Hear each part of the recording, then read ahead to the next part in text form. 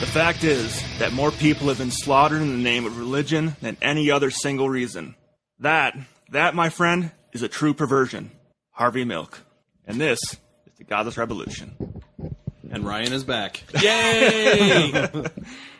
Hopefully, audio glitches will be fixed this week. Sorry, Matt. No. What are you apologizing for? I was in charge of all that last week. I like that you say sorry. Sorry. Yeah. He is American. Don't worry. You know what kind of American there is? Wisconsin, cheese-loving, Packer-watching, beer-drinking. Yeah, not the Plymouth Rock kind of Americans like That's me. the real Americans, don't you know? Don't Yes. you know? Yeah. Yeah. Well, So I guess this week we're discussing... we're going to start off, we're going to talk a little bit about, we got the Pride Yeah, we Fest got coming Pride. up this week in Salt Lake. And that's why I kind of decided to open up with a Harvey Milk quote. Pride Festival Atheist is, Pride. It's fucking awesome, man. Have you ever been to the Pride Festival This before? will be my first year going to it and volunteering at it, so. Nice. So I've gone for the last 3 years. Before that, I always thought, yeah, maybe I'll go check out the Pride Festival, or I'd just be driving around downtown and it's like, what the fuck is going on, man? Everything is so colorful and people are half naked. I don't know what's going on, but I kind of like it. Yeah. But yeah, the Pride Festival is awesome. So Atheists of Utah, this will be at least our 6th year, I believe, participating. Maybe we may have been participating longer than that. I would have to check with previous board members for sure. I was going to actually do that, and I failed to do so. Well, because Salt Lake has been having a Pride Fest since the 1980s, if I read correctly earlier. I wish I had the It's been exact a really date long with time, me. and it's also one of the largest in the United States. Okay. Like, it's that true? huge. Yeah. Yeah. It's one of the largest Pride festivals in the United States. Wow. And it's also my understanding that the parade for the Pride Festival is larger than the parade for the Days of 47 parade. Oh, That's good. cool. Yeah. Well, and then you got, you have the Days of 47 people excluding different groups. Yeah. Mormons building bridges. Yeah. Yeah. And if you're not from Utah, the Days of 47 parade is basically July 24th, if I'm correct. It's basically Well, celebrating... unless that's a Sunday. Oh, yeah. Then it's on the day before or after. I think, isn't it an homage to 1847?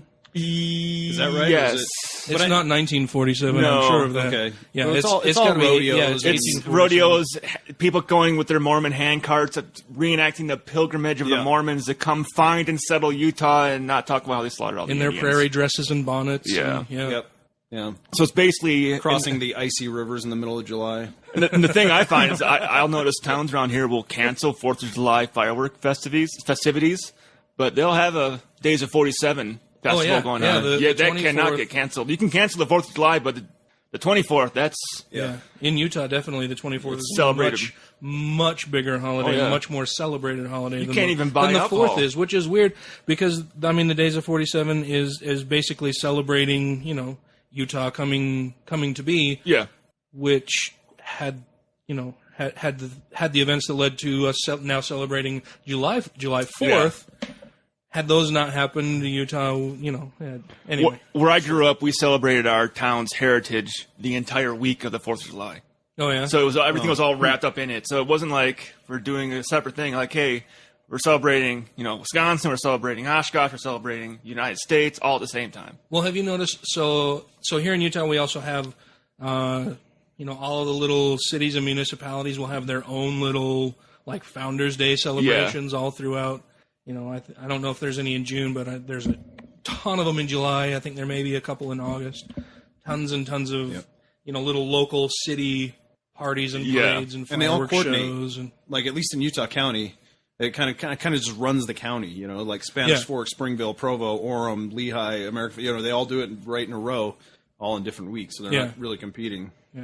So everyone can go buy their strawberries from all the cities individually. Watch cattle get roped. But yeah, the Pride Festival is a ton of fun. We do the parade. So Atheists of Utah marches in the parade. We've got a pretty large contingent, and it continues to grow each and every year. I'm always really, really happy with the number of people that we get to turn out. I think this year will be a phenomenal turnout. I'm expecting probably close to 100 atheists. They're marching with us, and then the parade is Sunday. but the festival grounds are open on Saturday and Sunday. So Saturday we'll go and set up our booth. We have a large double booth. One side will be selling merchandise, signing people up for memberships, talking to people. The other side will have a Ask an Atheist section where people can just drop by, ask us any questions that they may have, get in little mini debates if they choose to, but really at the Pride Festival, that's kind of a non-issue. Mm-hmm. The Provo Pride Festival last year was a bit of a different story because there was a roving band of Christians marauding through the streets of the Provo Pride Festival. Yeah, I think that was interesting. Salt Lake is definitely much more accepting of the LGBT community. There's a much more diverse population. Yes. Yeah. Well, and I think the difference there, too, is that I don't believe that there was an admission cost to attend the Pride Festival in Provo, so just anybody could wander through, where, the one in Salt Lake, it's fenced off, you have to pay an admission, all that kind of stuff, and I don't think that there are many Christian groups who would want their money going to benefit the Pride Center or anything like that. Right. So when is Provo's Pride? Are they doing one again this year? I hope so, but I haven't heard anything about it yet. I know last year was like their last year was the first one. Yeah. Okay.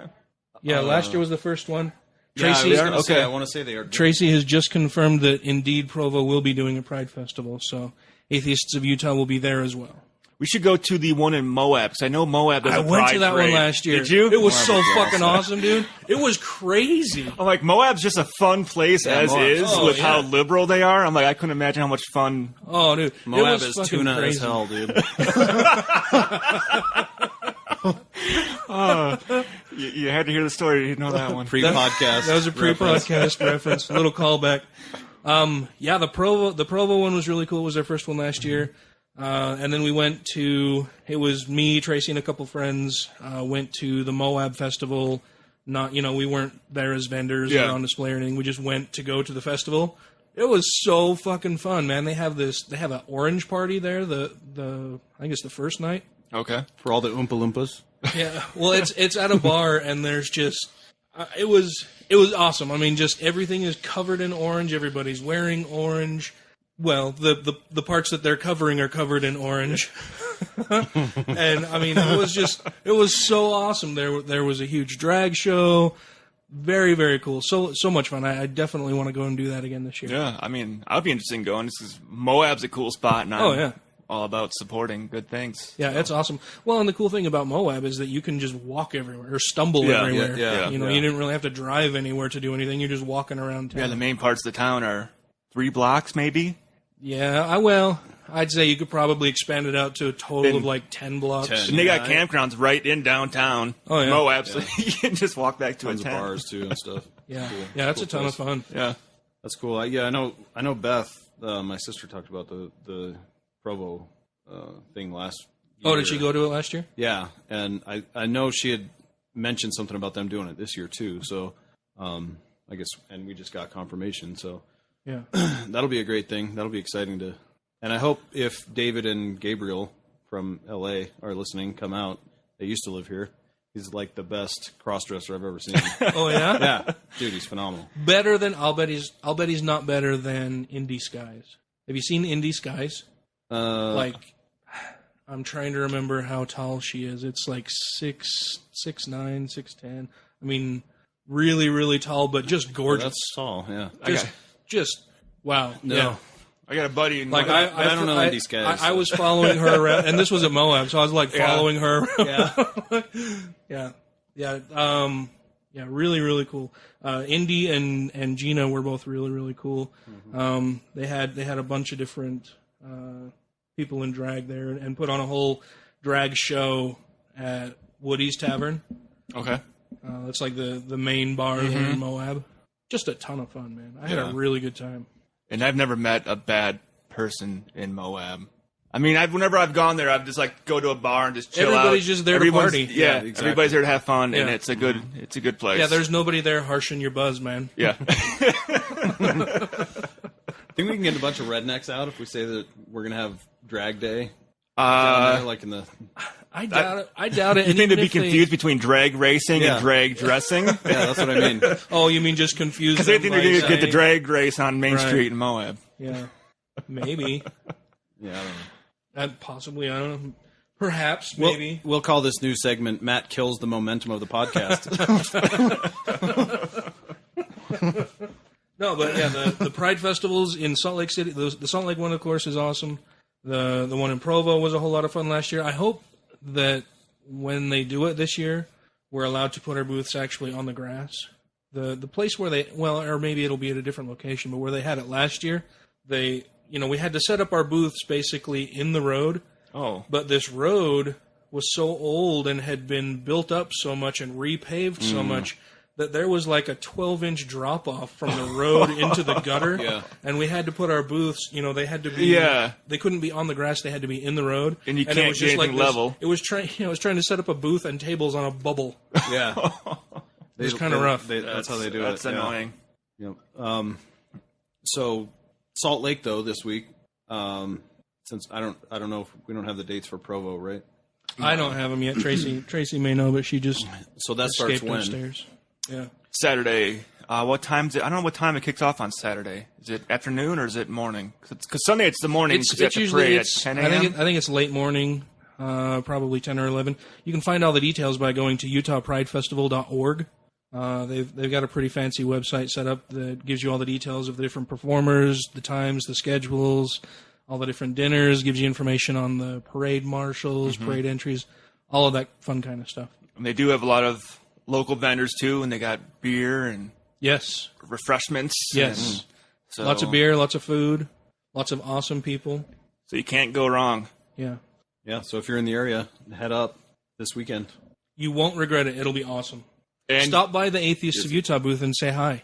And you might see me running around with the camera. Talk to me. So what's Don't be afraid. what's your plan that way? Well, basically, I'm going to be sitting. I'm volunteering at the booth, and my hope is to. Well, I'm going to try to. I'm going to film part of the parade. I'm going to film at the booth. Just try to basically have something to put up on the Atheists of Utah YouTube page. Which, if you didn't know, there is one. Check it out. They've got some cool interviews on people talking about leaving religion there. But just walk around and talk to people. Try to get a feel-good video going on, just showing what Atheists of Utah is all about at the Pride Parade. And just kind of have a feel-good video to put up and have some good stuff going on. And if there are any debates that go on with atheists at the booth, I hope to be there to catch it, and I hope they're willing to let me film it. So kind of a documentary. Here's yeah, what's just going kind of going, on. just kind of to follow around Atheists of Utah out there and show I it. forgot to mention too that 2 years ago, where Atheists of Utah had our booth. We were right next to the Utah Bears. Totally awesome group of guys. I was made an honorary bear. And then last year, we got our double booth. Last year was the first year that we had a double booth.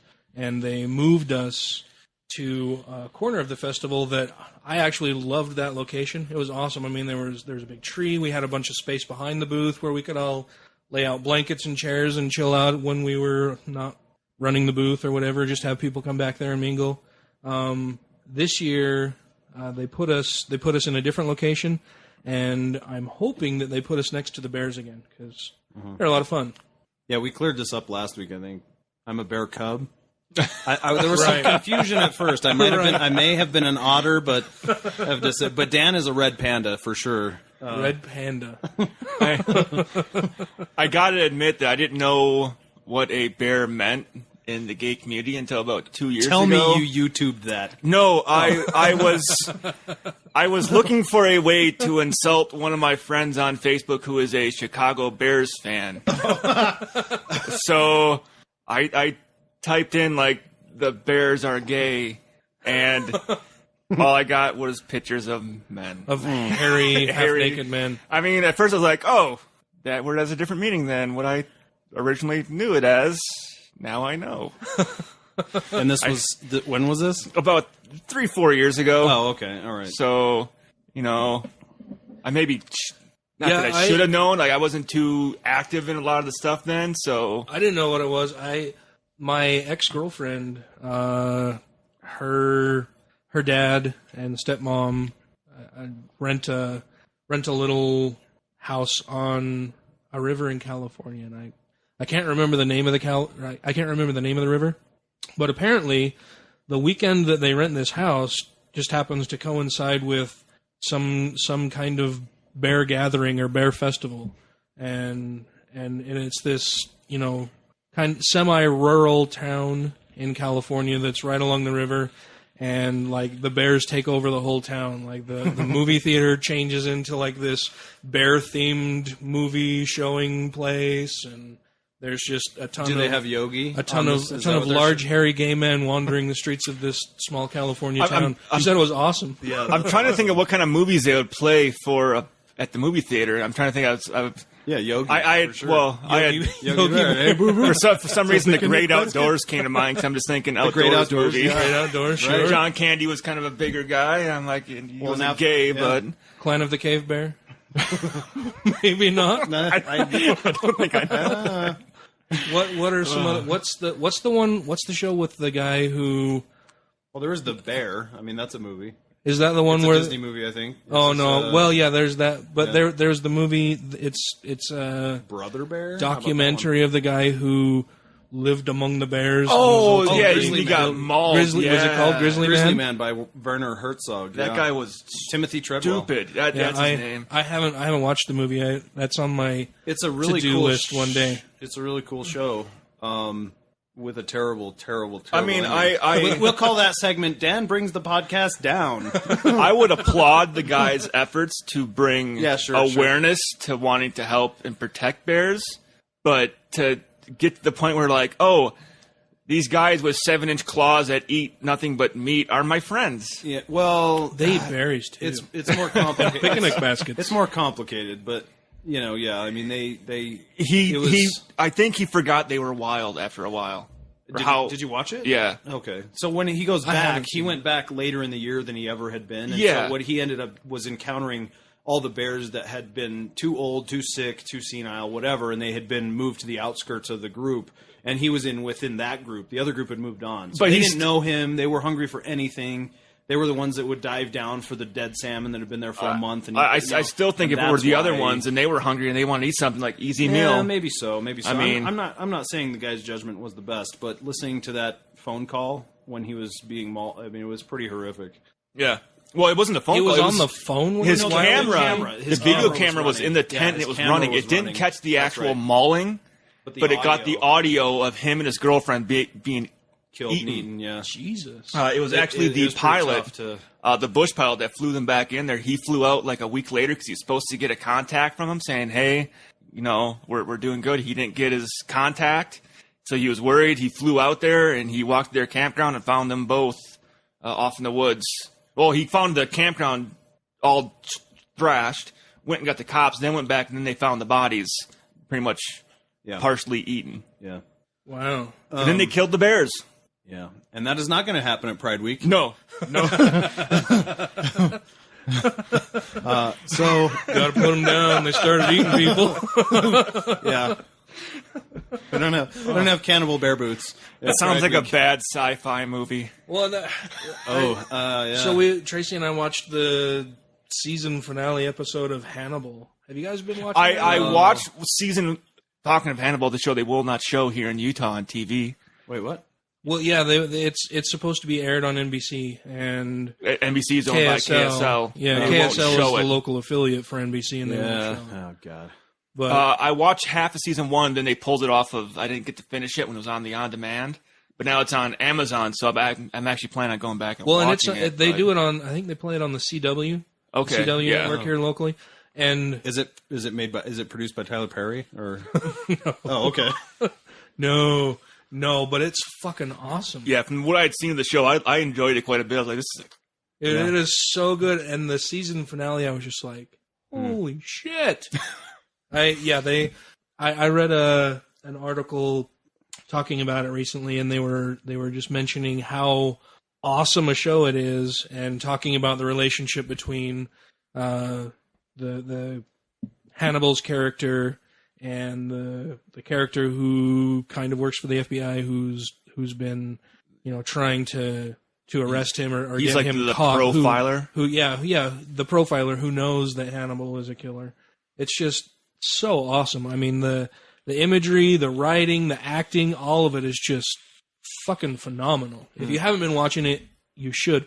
If you're queasy at all, if you can't stand the sight of blood, it's probably not the kind of show for you, because it is really bloody and really violent. Well, it's not really. Well, from what I saw, it's graphic in what it shows, but it never actually really shows the violent act. Well, I guess when he would go through his mind, it would show him a little bit. Okay, mister, I've done a term in Afghanistan. But I'm also not very caught up in pop TV either. I mean, I've seen like parts of season 1 of Walking Dead, none of House of Cards, none of Game of Thrones. I haven't watched House like of that. Cards. I hear that's really, really good. And it's on Netflix. I plan on watching that one. That's on my Netflix lineup. But I just watched it. It's a feel good show, but if you guys haven't seen Hannibal, no, no, Derek. Oh, Derek, the Derek, Ricky Gervais show. Yeah, that's actually pretty good. I like that one quite a bit. I'm fairly up on Gervais stuff. That's also on my Derek's Netflix list, but I haven't watched it yet. Watch it. It's a good one. It's a little drier than. Well, I guess he did. I prefer the UK Office to the American one, but I guess it's not drier than that, but it is in that vein. I like his character Derek, and the thing about like what Ricky Gervais even said about that show is he's trying to portray women in a more powerful role, and trying to give in like what the normal roles that aren't given to people. Like it's not showing men as being the only alpha right people. Yeah, and Ricky's a great activist.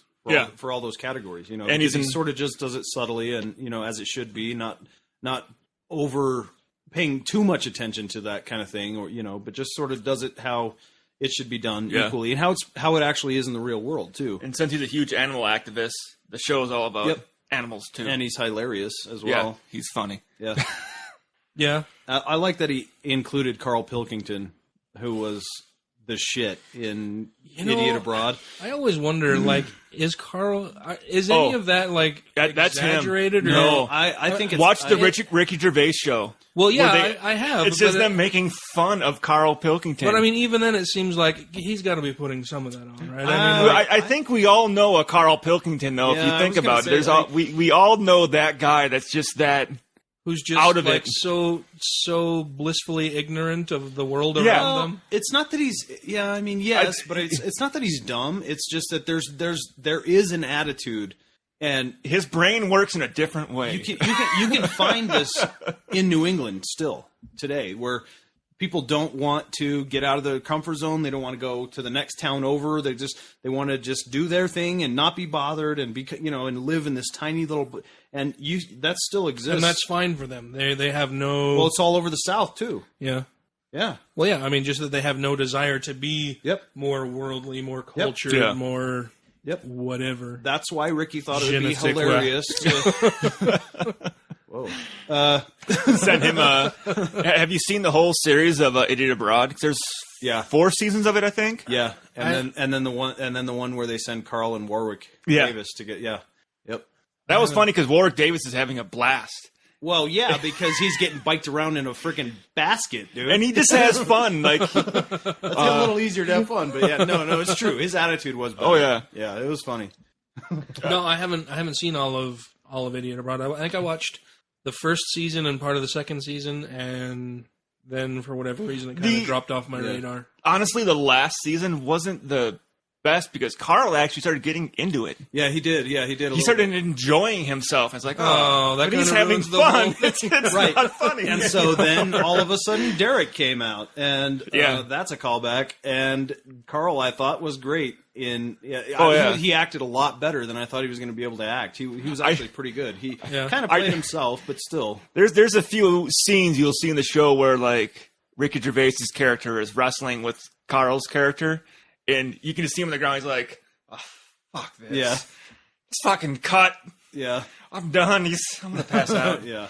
Stephen Merchant also is brilliant. Yes. He's brilliant. Yeah. I don't know if you guys watched any of his show on HBO, Hello Ladies. I noticed it's on Amazon right now, and I'm gonna catch it. That's like at times it's painful to watch in the way that The Office was sometimes painful to watch, where you're just like, oh my god, I can't believe that you just did that. Like just so completely and totally awkward in a lot of the things that happen that you're just like your heart breaks and you feel awkward and squishy inside, just like, oh God, I can't, like, I don't know what I would do if I were put in the same situation and had done something like that completely by accident.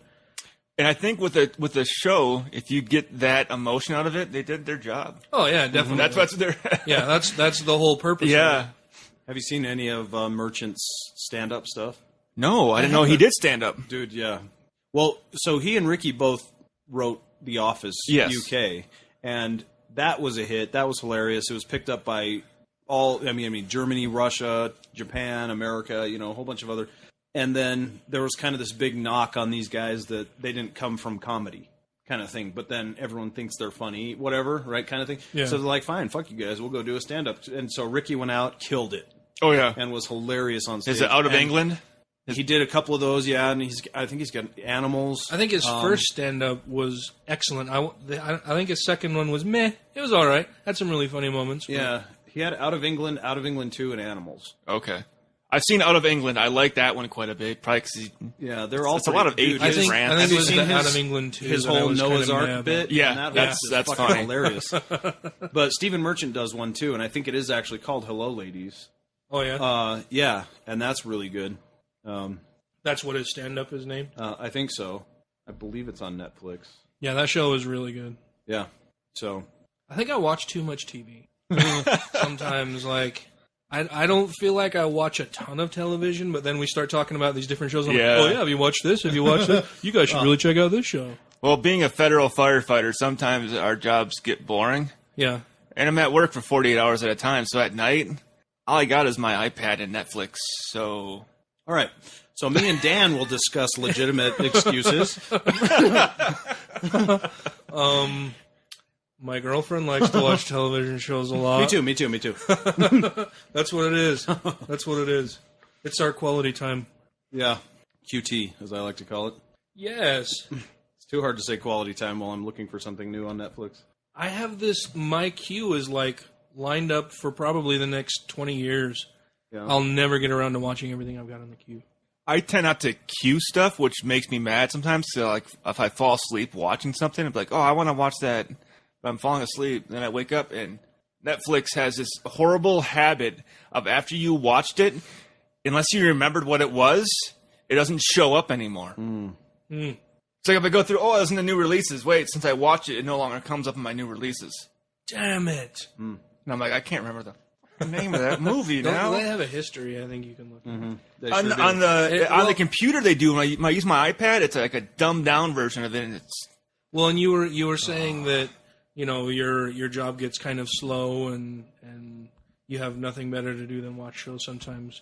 And I remember a couple of weeks ago you were talking about watching a show and someone else had a problem with you watching. Oh, yes. This particular show. I was watching Platoon. Right. Oh, yeah. And the way I was actually watching this in one of our TV. This is one of our way outlining stations. And it's like a Boeing test site. So everything is super like locked down, safe, and secure. So that place is really boring. But if something happens bad, it's really exciting, really fast. But I'm watching Platoon, and this guy is what we call a room rat. He only comes out of his room to eat, piss, and poop. He stays in there. He doesn't want to hang out with people and stuff. So I'm sitting there in a little TV room next to the kitchen, and I'm watching Platoon. There is nothing in our station that says you cannot watch an R-rated movie. There's no nudity in the movie. It's just language and it's graphic. That's why it's R-rated. Yeah. But he walks past me once to go to the kitchen and puts it in the microwave. Walks back to his room. Microwave goes off. He comes back out of his room, grabs it, and he tells me, would you please change the channel? And I'm like, do you want to watch a show with me? I'm like, if you want to watch something with me, I've seen Platoon several times. I think it's a good war movie. But we can change the channel and watch something that you might want to watch. It's like, no, I just don't want to have to hear that language while walking around the station. Don't walk around the station. Yeah, I was like, it's like if you are an adult, you're 40-something years old, if you can't handle hearing the word fuck, shit, or damn. Oh, jeez.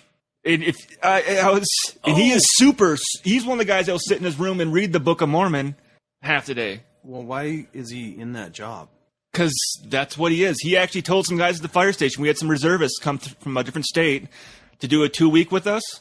And he told them when he came to one of their outlining stations and he was the captain out there, told them, this is a Mormon department. There is no cussing allowed. No watching R-rated films. Go fuck yourself. Yeah, he said pretty that? much. He said that.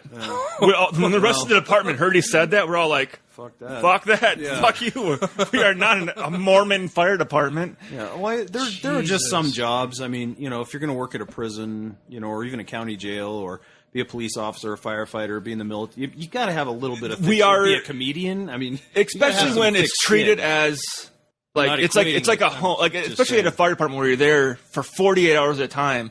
The guys you work with become kind of like a family, and if you can't become part of that family and join in and have fun with the dirty jokes, you kind of get ostracized a little bit because it's like you refuse to even sit there. Tell him to go join the Detroit Fire Department. Oh, well, New York or Boston. It's all right, you fucking bathroom rat, you.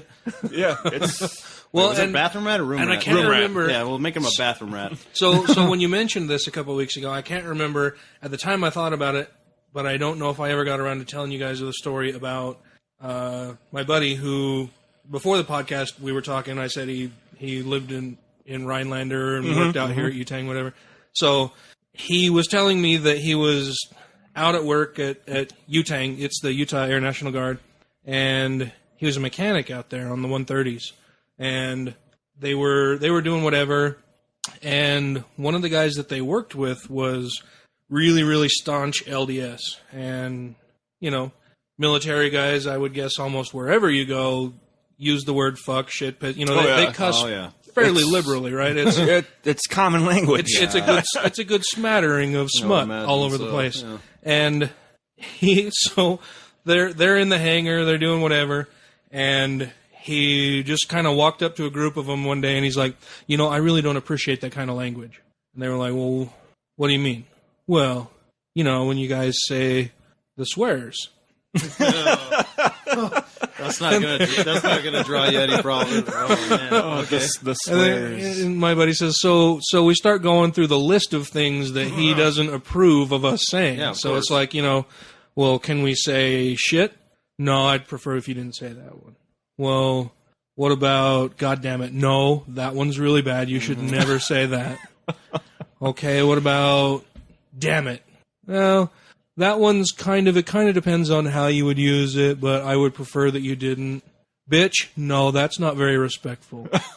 Fuck, I'm sure fuck is right out. He's, oh yeah, you should never say fuck. So they go through, they're going through this list of words, and he says, and then we arrived at cunt, and we said, how do you feel about us using the word cunt? And he said he kind of glossed over for a minute, and he thought about it, and he said, yeah, that one's okay. What? And honestly, that's the one I won't use. Does he know what that means? Well, no, he said obviously, he kind of glossed over, he had they just make that word up? He'd never heard that word in his life before, and so he was fine with them using it because he had no fucking idea what it meant. The only place where it's acceptable to use that word is in Europe or Australia, where it's used as common language. In the U.S., I don't even like saying it. Right. Yeah, like in Britain, it's far more casual. Oh yeah, that was the one word out of all of them, and he was like, "That's hilarious." Yeah, that one's okay. Oh wow, that's horrible, dude. Why is he in the military? Right? I don't understand. I've never understood actually why people have a problem with swear words anyway. I mean, it's a sound that I make with my mouth. It's what you feel about it. Yeah, that makes the way it a you problem. Perceive the word, and I can't, I can't control how you feel about any given thing. It doesn't matter what I say. It doesn't matter the sounds that I'm making with my mouth. I may accidentally sneeze and say fuck without even meaning to, and just because I did that, and then when you have people who replace commonly used swear words with their own version of it. Like Battlestar Galactica. Here in Utah, I don't know how many different words we have for fuck. We have frick, fudge, fetch, flip. All of these all of these different things where, and that's what kills me is that they mean the same thing. Yes, they mean when they say it, it's a replacement for fuck. Yeah. They mean the same thing. It just sounds differently, and somehow that makes it okay. Right. So the thing is with a military Mormon is don't make those sounds and let me load this machine while I shoot real bullets into other people. Yeah, we're all about peace here. Sure. Says the only one that's bullets been in of love. Military duty. I'm not saying go kill somebody, right? But if you're Mormon, you know, and you sign up for a job to go kill somebody, yeah, it's never made any sense to me that's weird. Why people find why there's even a term of offensive language unless you're directly attacking somebody. That I would say would be possibly offensive language, but to give special meaning to this word and you know have it offend you personally that I use it, that's bullshit. I can't control your emotions. I can't control how you're going to react to anything. And it's a sliding scale, and it's you know it's completely subjective, and it doesn't matter. You know, some people have a problem with the word hell. I use that all the time, but you know, I don't care about that. I mean, that same guy. Now that you said that, was getting ready to do something in our training room. There's a bunch of stuff written on the board, and I didn't know what it was. I was looking at him I said, what the hell is this? He goes, get out. Oh, I'm like, why? Did you say, don't talk like that in here? I'm like, did you say, hold on, don't make those sounds while I load this machine that shoots actual bullets? Is he like a superior or something? He's one step above me. Oh, God. He's petty authority. Gosh, darn, shoot, dang it. I'm a driver, and he's a captain. Oh, and I refused it. I actually almost got out of the truck one day and beat him up. I was driving, he was the captain. I about stopped the truck, got out, walked over to his side of the truck, and I wanted to rip him out of the truck and just beat the living shit out of him. I don't think I've ever seen your eyebrows go quite so high. Hilarious. I almost got out of the truck and beat him up. Beat him up. I'm sorry, I missed what you said he did. So what he did was... I was so wrapped up with I got going to a fire emergency call we were on. Yeah. It was foggy out. It's about 2 a.m, so I can't see Jack in front of the fire truck anyways. I can't see 20 feet in front of me, so I'm not going to drive extremely fast. And when you got the red lights going, that makes it even worse. All you see is red flashing in the fog in front of you. Yeah. So I turned the lights and sirens off and started driving at a speed which I thought was reasonable to the emergency, so I wouldn't kill anybody on the way there. He yells at me for that. For not going fast enough? Not going fast enough, because we were responding to a fire on the opposite side of the base. So we get to that fire on the opposite side of the base, turned out being an HVAC unit that just burnt up. Well, there's another building that went into alarm like 1,000 yards away, but it's on the flight line, so there's a lot of areas in the flight line where you got to take weird routes to get to it. So I'm driving to it, and it makes a V. So I'm driving down the V to cut back up the other side of the V, and he tells me, stop the truck. I'm like, what? Do you know where you're going? I'm like, yeah, I'm going right there. Then take a left and go there. I'm like, there's fucking aircraft parked there. I can't take a left. He's like, turn left. You don't know where you're going. I'm like, it's foggy, so you can't see the airplanes. But I'm like, I know this place in the back of my head. I drive around. It's my job. There's airplanes parked there. I'm the driver. Left, you mind your own fucking business, buddy. Yeah, I mean, it's like if I turn left, I'm going to crash into an F-16, and then we're all in a big pile of shit. What? Those aren't expensive. What do you mean? So I literally stopped the truck and sat there. I'm like, no, I'm not going. So you lost me on a couple of points there. HVAC, and you said 100 yards. What the hell is that? I'm American. 1,000. Well, I'm just kidding. 1,000. Well, you know an HVAC. Like it's the giant. I don't know what that is. Yards, I'm fine with. I'm just kidding. But. Giant air conditioning, like a duct unit to suck air out of the building. Okay. Caught on fire on the roof. So that's what the fire was, but it basically turned the power off. I was thinking it was some like weird military. No, I'm just a fucking stupid civilian. Yeah, HVAC. I should have known that. Okay. Heating, air conditioning, something.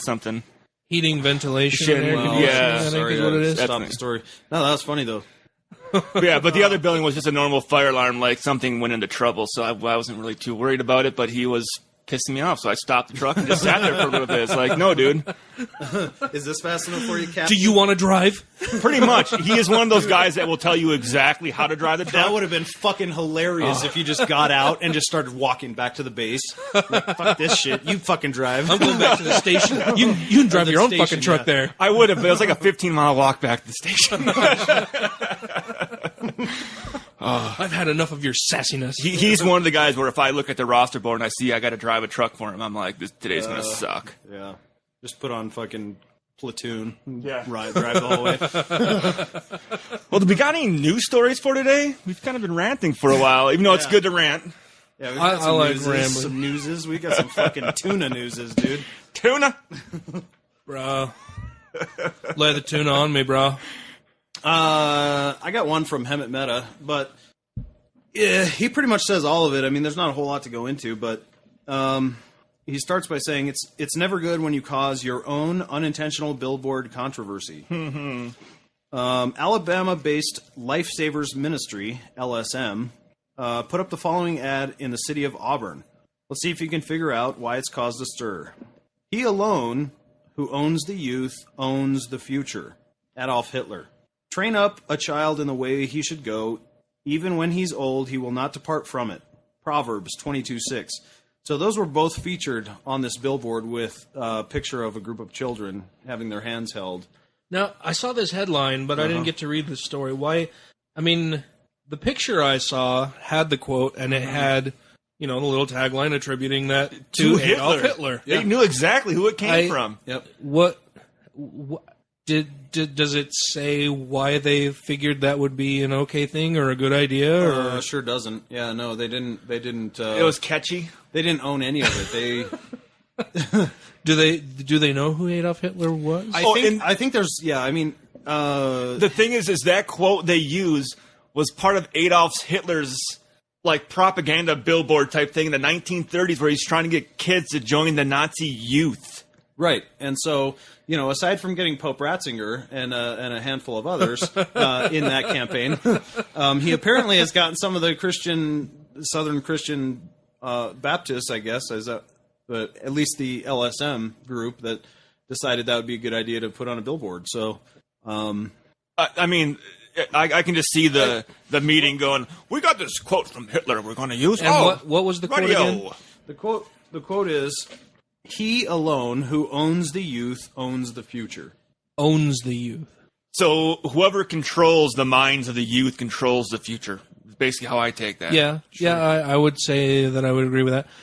So they're using it as saying, "Well, we want to indoctrinate these children into our church." Well, and I was going to say, not everything that a particularly evil person sure has ever done is necessarily evil. Right. I thought, okay, well, maybe it was an actually uplifting or decent quote from this guy, but I think had anybody said that, I would have a problem with it. Well, and there's 2 points to that. If your intention is to court controversy, sure, throw up an Adolf Hitler quote. If you want to avoid that, and it was find something similar that was said by, say, Gandhi. Right. That, you know what I mean? If it was a good quote, you could probably do that. I mean, Hitler wasn't, everything he said wasn't horrific. Someone who's not known as the Adolf Hitler of Adolf Hitlers. Sure, yeah. Yeah. Right. I would avoid that, but I think the more telling bit is that they actually compared. Well, they wrote up a verse they compared it to from the Bible. Very next thing was a Proverbs quote: "Train up the child in the way he should go; even when he is old, he will not depart from it." So they equated those two verses, the quote from Hitler and the Proverbs, and I think that's the more telling bit about the whole thing. Well, yeah, I mean, they're sharing the same stage, so to speak, and idea. The part that I find a little bit troublesome in that too is that the quote from Hitler takes top billing. Yes, yeah. That was the first one mentioned, right? And then they tie it into a biblical quote. Did you see what his response was afterwards, though? What his quote was? I don't know if you got his quote there. I got it right here. After they came out when he's getting ready to pull the billboard. No. He said, "We are pulling the billboard and certainly never intend to cause confusion." Herbert Hoover would have been a far better one to quote when he said, "Children are our most valuable resource." Duh. Right. And you think so? Yeah, I do have that. That was James Anderegg. Yes. And then he said, "We're a children's organization and had..." Anderegg sounds very, very Germanic. It is German! What he doesn't tell you is that his father was part of the Nazi youth. Yeah, I was doing a silent count here. I was like, Duffy, Mitchell, Ellis. We're good. Okay. So, children are our most valuable resource. He didn't say it like that, I'm sure. He's from Alabama, so I'm not going to do that. Can you combine a southern? Jesus. I was just thinking about a southern thing with a southern German, Alabama German, Alabama 30s German. They have ways of making you drink the beer, y'all. I don't know if adding y'all is like.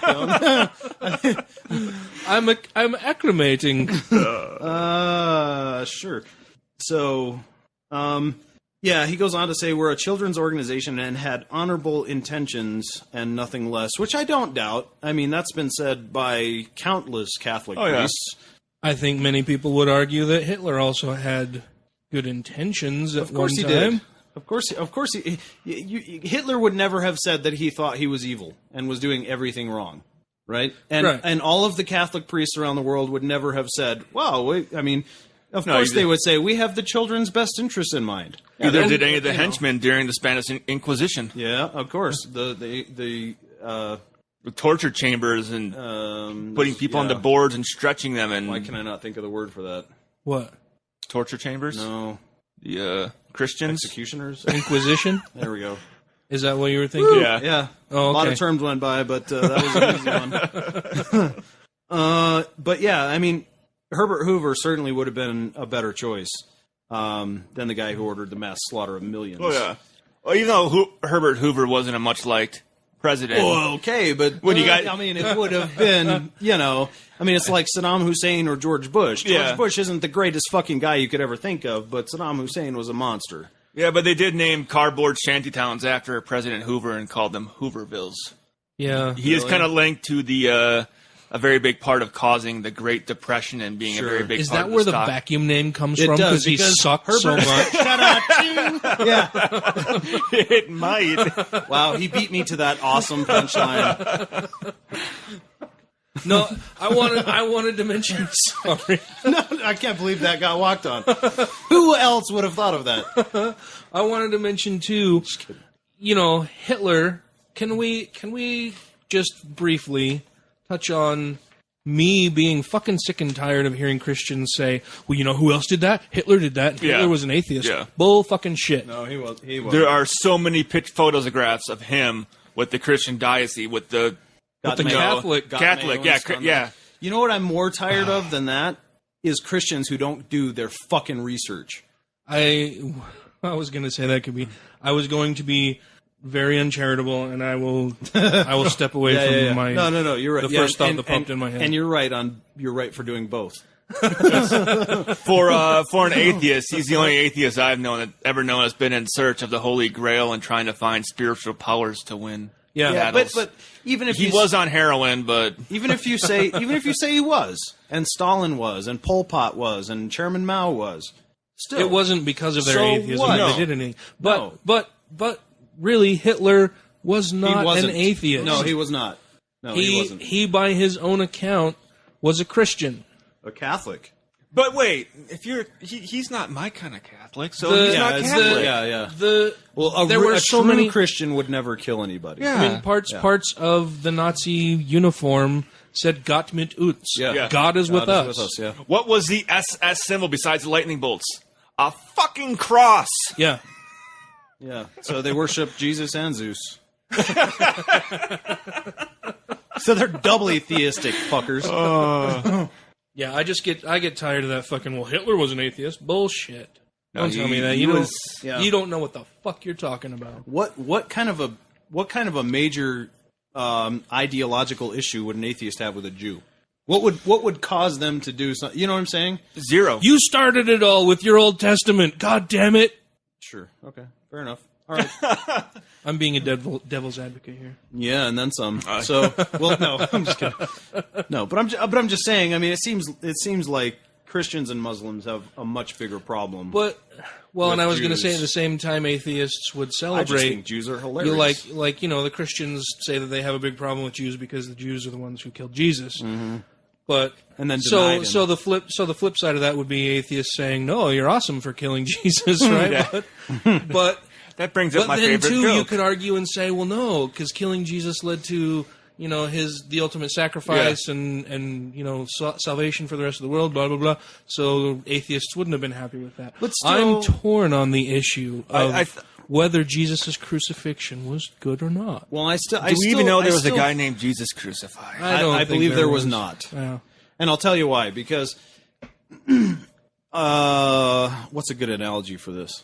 There's a couple ways because to take the Romans documented things so well, and there's not a Roman documentation Sure. of a guy named Jesus being crucified. If you haven't read David Fitzgerald's book Nailed, you should run out and get it right now. or anything by Richard Carrier, or anything by Bart Ehrman. But Carrier initially defended the idea of a biblical Jesus, Yeah, he a did. biblical and historical Jesus. He's since changed his mind. yeah, he has. But for me, it's very simple. But there's two ways you can take it. But the basic way that I take it is you believe something when it's demonstrable, or when there's a reason to believe it. Right. So if someone asks me, was there somebody named Ben Cumberbatch that lived in 1852 in London? there's a possibility. Sure, why not? But I don't believe he did. But how can there be Christians unless there was a Christ? Oh my God. I don't care about it. Yeah, see, I don't care about any of that. And then Russell Glasser has a good take on this too, that the Jesus thing is kind of like asking about a historical figure, Abraham Lincoln, vampire hunter, right? There was probably an Abraham Lincoln. Did he kill vampires? Can't prove right? it. So there's all this other, No. like, was there a Jesus that went around preaching stuff? Yeah, maybe so. Did he walk on water and turn Possibly, water into sure. wine and all that? No. No. Well, and then too, when I hear Christians say, "Well, how could you have Christians unless there was a Jesus Christ?" Yeah. So Nobody dies for a lie. were his parents Mary Christ and Joseph Christ? Right. It's not his fucking last name. No. Yeah, that's a Greek title. Dumbass. Yeah. Well, Joseph's not his father anyway. Well, so one of my favorite jokes, and I can't remember which comedian told it, was talking about how, he wondered if when Jesus was a kid, he'd ever get upset with Joseph telling him what to do and just say, like, "You can't tell me what to do. You're not my real dad." That's hilarious. I know Robin Williams has some good ones about the brother of Christ, Jerry Christ. And what a shitty life that is. Like, you're just sitting in a bar like, well, you never be as good as your brother. Isn't there supposed all to that Jesus? stuff. Well, and I've heard other stories Jim about Jeffries Jesus. has some stuff. Well, yeah. Yeah. Well, I was going to say about Jesus actually having a brother, and I can't remember. James, yeah. James, yes. Uh-huh. Well, I think from what I've read before, and I might be completely wrong with it being the only true fact in the Bible, was about John the Baptist being beheaded. That is actually in Roman literature as being written down, that they did behead a guy named John the Baptist, and his family came and picked up the body, and they gave the head, and they actually quartered him and sent different parts, different places type thing. That's in the Bible. That actually Romans do have an actual account of that happening. That still sounds like I confirmation. hadn't heard that. That still sounds like confirmation bias to me. I mean, But- if I was a historian in 2,000 years and they were like, yeah, some guy named Michael the Preacher got killed in America in 2014, I'd be like, fucking sweet. That was about 500 million people. Like that's so many. That's a huge amount of. Yeah, there's only 400 million in America. Well, but I'm just saying. and none of the books of the Bible none of the books in the New Testament were penned anywhere. Yeah, nowhere near. Anywhere sooner than at least at the maximum 40 years after Jesus was supposed to be around, right? Yeah. So I mean, you're talking I think about an 50 to entire 100, generation later, when Or two back then. there wasn't a ton of record keeping. It was all spoken word stuff. Yeah. And I want to say it was actually, I heard it was Penn Jillette who said it, that in the Bible, right at the beginning of it, in the older ones, it has like a pre-paragraph that I can't remember what the terminology was for it, but basically saying this was ghost written. That even though it says the book of Matthew or Luke, That's the it Red was Letter not Bible. written by Matthew or Luke. Yeah, that's the Red Letter Bible. Where it actually lists right in the front of it saying this was not actually written by Matthew or Luke. Yep. This was written by other writers that they writing don't know. as Yeah. Matthew Well, so the and gospel- Luke. Yeah, the Matthew, Mark, Gospels Luke, and John are were not anonymous. written. Yes, were not by. written by But Matthew, so Mark, many Luke, and people John. think that, it's a first-hand account by Mark. This is Mark's account. Like, no, they're not this at is all. someone writing as And that's- Mark. that's- Well, Mark funny. was written first, and then the others were taken from that. But yeah, the Red Letter Bibles will tell you exactly. The Gospels are anonymous at best. It's not that it was written by somebody else. It's just that The actual they don't author is know. not known. Right. Yeah, that's funny. So at the Provo Pride Festival last year, when that roving band of Christians was wandering around, Kent Kingdon and I were talking to them, and they did not know, these Bible-thumping Christians who were trying to quote Scripture to us did not know that Matthew, Mark, Luke, and John were not written by Matthew, Mark, Luke, and John. And those are the ones that They are were like, quoted oh, yes, they so were. much. And we were both like, holy shit, says right you there. don't fucking know that? That's why the best term I could think was ghostwriting, where someone else writes it in their name. Well, and then they're like, well, how do you know that? Who's to say that they weren't written by it? And we're both like, fucking Bible says it. Fucking, and every theological scholar that you would ever fucking ask about it says that it wasn't written by them. Well, and not only that, but that's the worst reason in the world to ever believe something. Because it was a first-hand account? Or because you don't know, it could have been. Oh, now you're talking like Psy. Stop apologizing. No. Dude, no. I'm the only one playing atheist here. Right. I'm saying that's what Psy. How do you know? How do you know that? Right. Yeah. Okay, so no, I wasn't making that argument. I'm saying that's the worst possible argument to make for that case. You were saying. Yeah. Yeah, they're saying, well, you don't know any different, so it could have been. Yep. Okay, so base your whole fucking life on that. Right. You know what I'm saying? That's the worst possible. That's fucking stupid. That's stupid. Yeah. Well, and Sorry, you got my hackles up a little there. I am not acting like a Christian apologist. Stop it, Dan. Dude, he's like the worst. I hate that guy more than anybody else, man. More than anybody else? He's really fucking annoying. I watched more than the apology. He's annoying, but he has no validity. I hate Ken Ham more because he built a fucking museum. Ken Ham and Kent Hovind are definitely up there, but what I'm saying is Psy is in that group for me. I would rather listen to Ray Comfort than Psy or Ken. I think compared to some of them, Psy is a peon. He's only got his YouTube and his trolling fame. He is, but he started his own website. He's of that same group. He's of that same group, though, where at least Ray Comfort will be civil to you. I don't know. You're going to hell. Yeah, I mean, I think Comfort is more civil. How's that? He's a step down. He talks nicer to you when he's trying to belittle you. But I mean, okay, there are guys. Barry Lynn would be among my top. It's one of my favorite jazz singers. We all just got lost Pretty there. Sure, I got his name right. No, I'm being dumb. Oh, sorry. okay, okay. The Reverend Barry Lynn, though, but so. He came to Salt Lake and was here for the American Atheist Convention. He's a reverend and got a standing ovation from a room full of fucking atheists. He was so cool. The guy's awesome. Yeah. And I've heard him on some other thing. He's great. I don't ever listen to any of his dude, stuff. The guy... He's the head of Americans United for the separation of church and state. Okay. Yeah, because he thinks it's just as important to not have government in religion as it is to not have religion in government. Coming from a religious person. From a reverend. Which is odd. Well, yeah, it is odd, but I'm just saying, he would be at the top of my list. Well, and he totally gets it. He understands that there is no one monolithic religion that everybody practices. No, sure. And so if you want to ensure the freedom for everybody of every religious stripe, whether you're a believer or non-believer, you need to ensure that there's a separation of church and state, because you can't have religion entangled with government and with state regulation and laws, because then who's to determine which religion is the correct one and which one would be subjugating all other religions in place of their own religious faith. Right. But all the words you just said make sense to everybody who has got an IQ approaching 3 digits. Right? The fight is not against those people. 98? Not no. Yeah, that's fine. I think that's fair enough. I mean, that's how you end up with people. Well, so anyway, Barry Lynn is at one end of that. Ray Comfort, Psy, all those. Yeah. But I'm just saying, Psy is in that very elite group of fucking assholes I can't listen to with Ken Ham and Kent Hovind. Ray Comfort is one minor step. Eric Hovind, another one. It gets so repetitive and monotonous and just fucking childish and stupid. Yeah, it's just stupid. It's like listening to a 12-year-old argue. It's what it is, because they not only How that do you know atheists. That? How do you know that? You can't know that. Right. How do you know that? That's their attitude with atheists. And then when they talk to somebody of another faith, like a Mormon or a Muslim, it's the schoolyard bullying. My dad can beat up your dad. Yeah. My God is more correct than your God. Yeah. Yeah, and so that's what I'm talking about. But there's a sliding scale, of course. And there's a bunch of douchebag atheists too. Yeah. Sure. But I want to meet Ken Ham just to say, did you see Jesus get crucified? Yeah. Were you there? Were you there? How do you know? Yeah. Sure. So,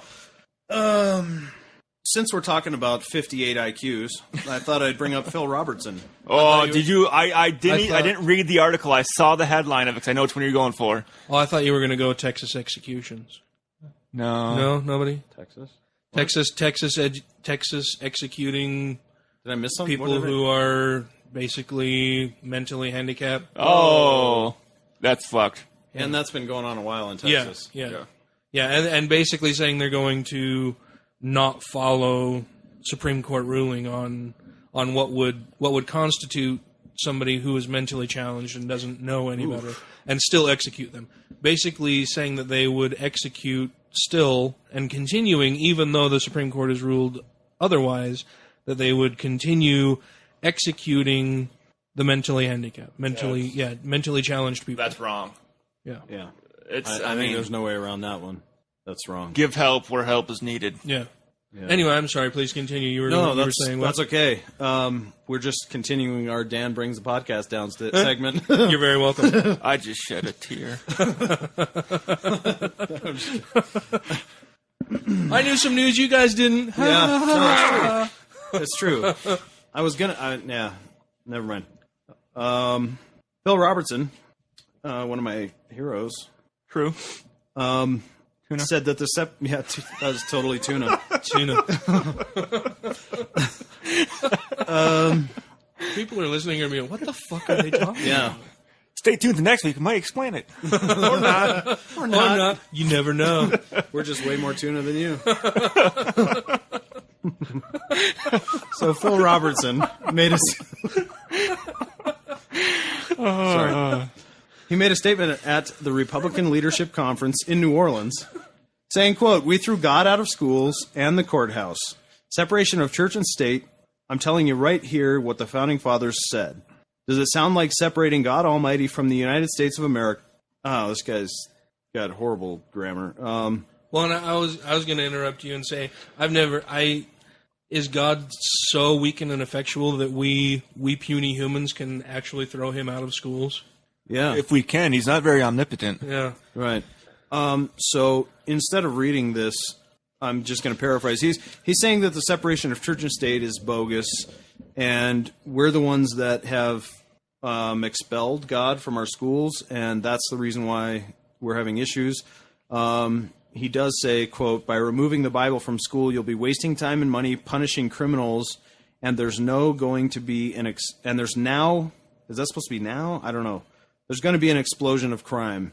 I don't know why they didn't edit this before they published it. Crime statistics are going down everywhere. Way down. But he's apparently now a politician and an expert and a fortune teller. So if he wants to blame anybody, he ought to blame the Jehovah's Witnesses. They're the ones who initially brought the case against reciting prayer in school. Yeah. Well, I got right here. I don't know if he's really fingered a culprit at this point. You said fingered. Talking about prayer in school. Dan is the oldest one here. The only time prayer in school was actually allowed was the Regent's Prayer, which was won in a court case in New York in 1955, and it was thrown out in 1963. Okay, so Phil was 68 when that happened, so he remembers it clearly. Yeah. But the thing is prayer in school was only around for, what was that, 8 years? Yeah. Where it was legally allowed. Yeah. Right. Right. But, again, we're talking, he goes on to say, quote, "We're up against evil like I've never seen before in my life," Robertson said. Which is, I'd say, a fairly strong statement. Yeah. He was around for yeah, many well, things. I mean, of Vietnam. Course, if your whole life is the around crucifixion, shotgunning, crucifixion.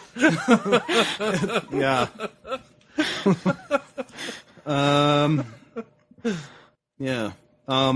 He says, "Let me put it this way. For the last 5 or 6 years, I'm sitting there and watching coming out of the White House. The only look, I'm trying to just read this exactly how he stated it. This isn't how I speak. I'm sitting there and watching coming out of the White House. The only thing I'm telling you folks is it's downright embarrassing. How evil and wicked." Oh, that's the sentence. Okay. How many lies are we going to tell before somebody says, "What in the world are we doing?"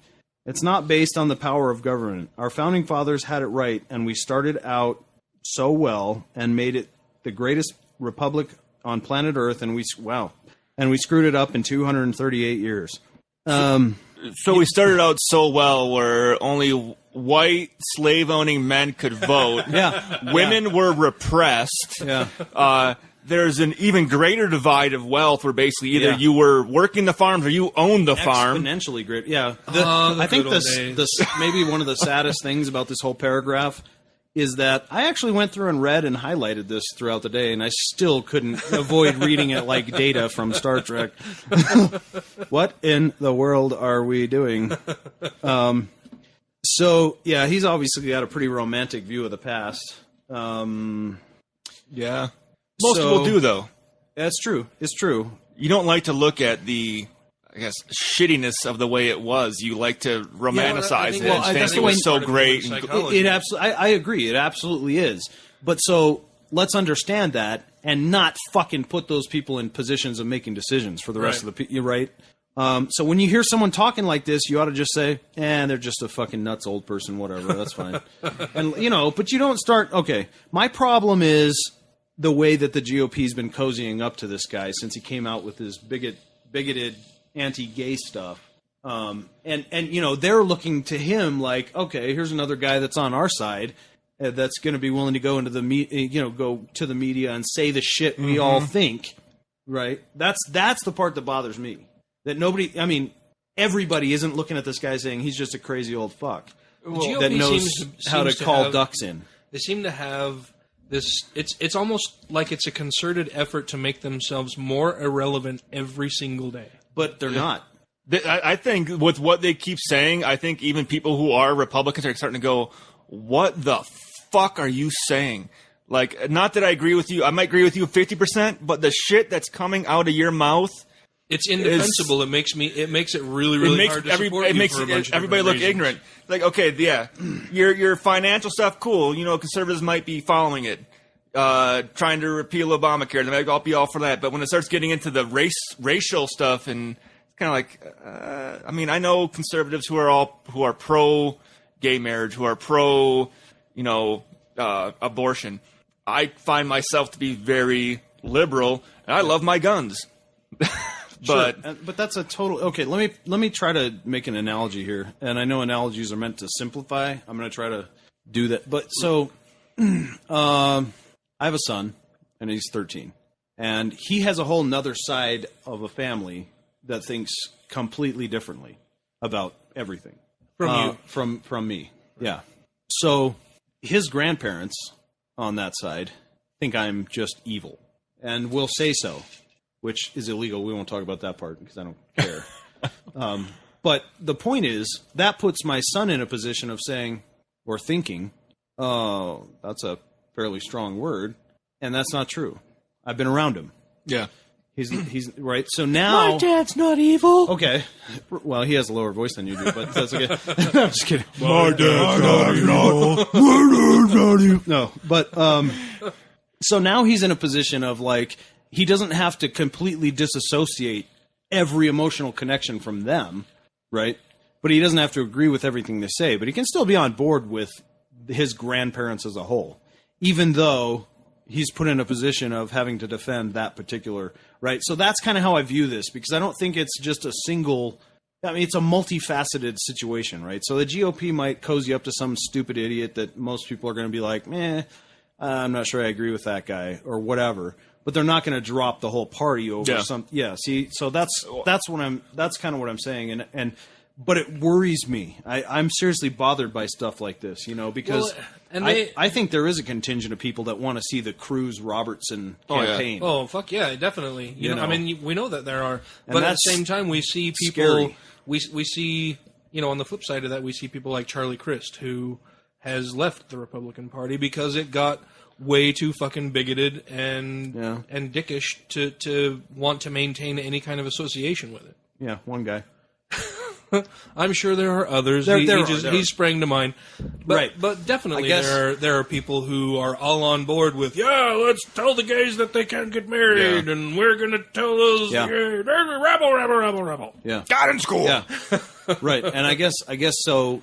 I guess so my focus is like, I don't know, if there are guys like like you just mentioned, that are leaving the Republican Party and this and that. But I kind of just say, yeah, welcome aboard. Get to the back. We got a fucking fight ahead of us. You know what I mean? And I don't want to say done until that shit is really over with. Like, there's no threat of a Palin or a Cruz or a Rubio or Ryan or any of these Bachmann, Mitt Romney, Bachmann. Yeah, all those fucks, you know.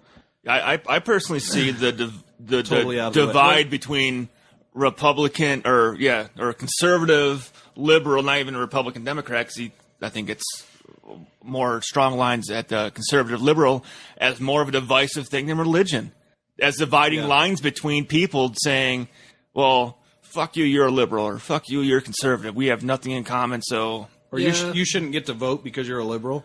Yeah. Or you shouldn't be a citizen because you're a... And I think it almost want to see that. Tied up that if you're conservative, you are a white, gun-owning, religious person that believes in God, and if you're liberal, you're a green... Godless hippie. Godless hippie. Basically. All I'm saying... Which isn't true. ...is I don't want to stop until people don't associate the Tea Party with Boston, the Boston Harbor, and they, like me, associate it with the Mad Hatter's Tea Party in Alice in Wonderland. Right? And once people think of it that way, job done. Wait, there are people who don't associate it with the Mad Hatter's Tea Party? I thought that's what it was all about. Pull a rabbit out of a hat. I get what you're saying, and I do see that because they've adopted a lot of these, fringe people who have, these way far out beliefs, that they are making themselves more irrelevant every day. I mean, there's a trend toward liberalism and away from this ultra conservative right wing, I would say, bastardization of traditional conservatism.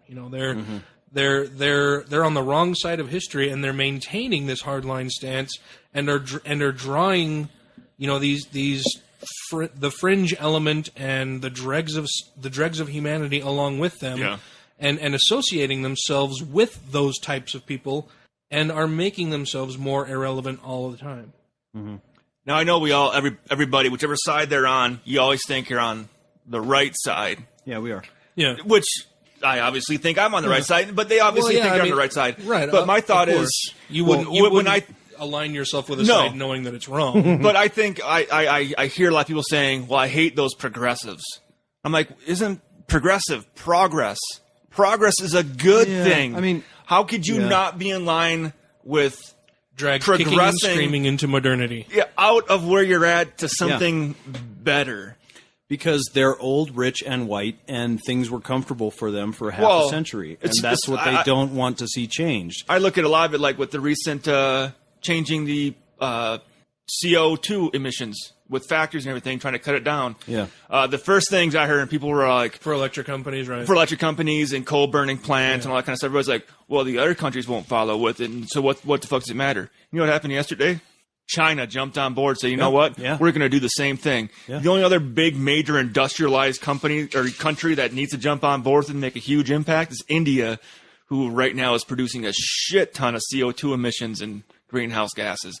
But the thing is I think once one country sees you stepping on board and making a collective going, hey, this is a problem. We do need to make a progression past this. Like, this may be the cheap, affordable way to do it. Yeah, these people are making tons of money off it, but guess what? It's going to kill us. Yeah. Well, and it's the Chicken Littles of the world who say, well, we can't cut emissions because that will kill industry. We can't put seatbelts in cars because that will cost too much and will kill the automobile manufacturing industry. We can't do, they make the same excuse over and over and over again and are proven wrong over and over and over again.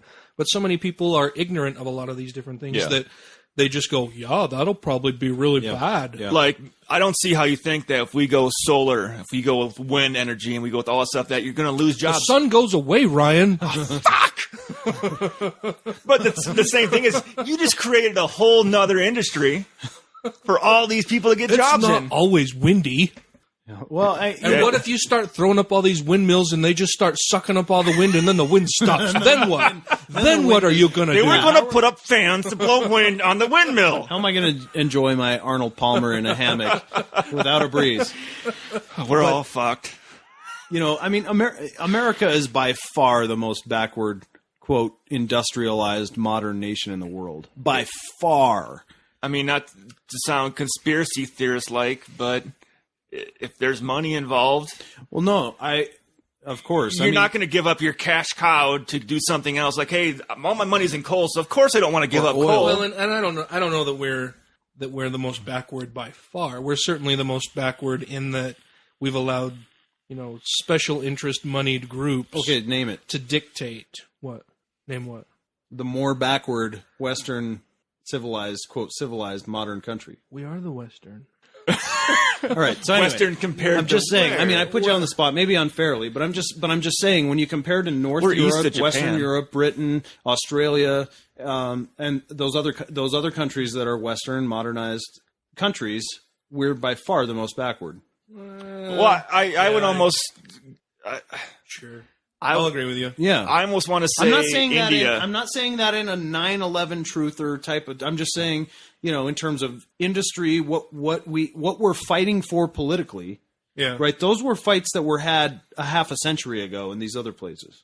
Well, I mean, you can still go over to Asia and you'd be locked up into a compound where you're forced to make iPhones. So you can't even afford to buy one yourself. You've ignored my caveats. I said Western and civilized. Well, we're the only modern, Western. right? Well, west of where? Okay. All right. So Norway, Sweden, Finland, Denmark, Iceland, UK, I was just going Australia. off of industrialized countries. Okay. All right. Well, what I'm saying is there's a lot of ground to go.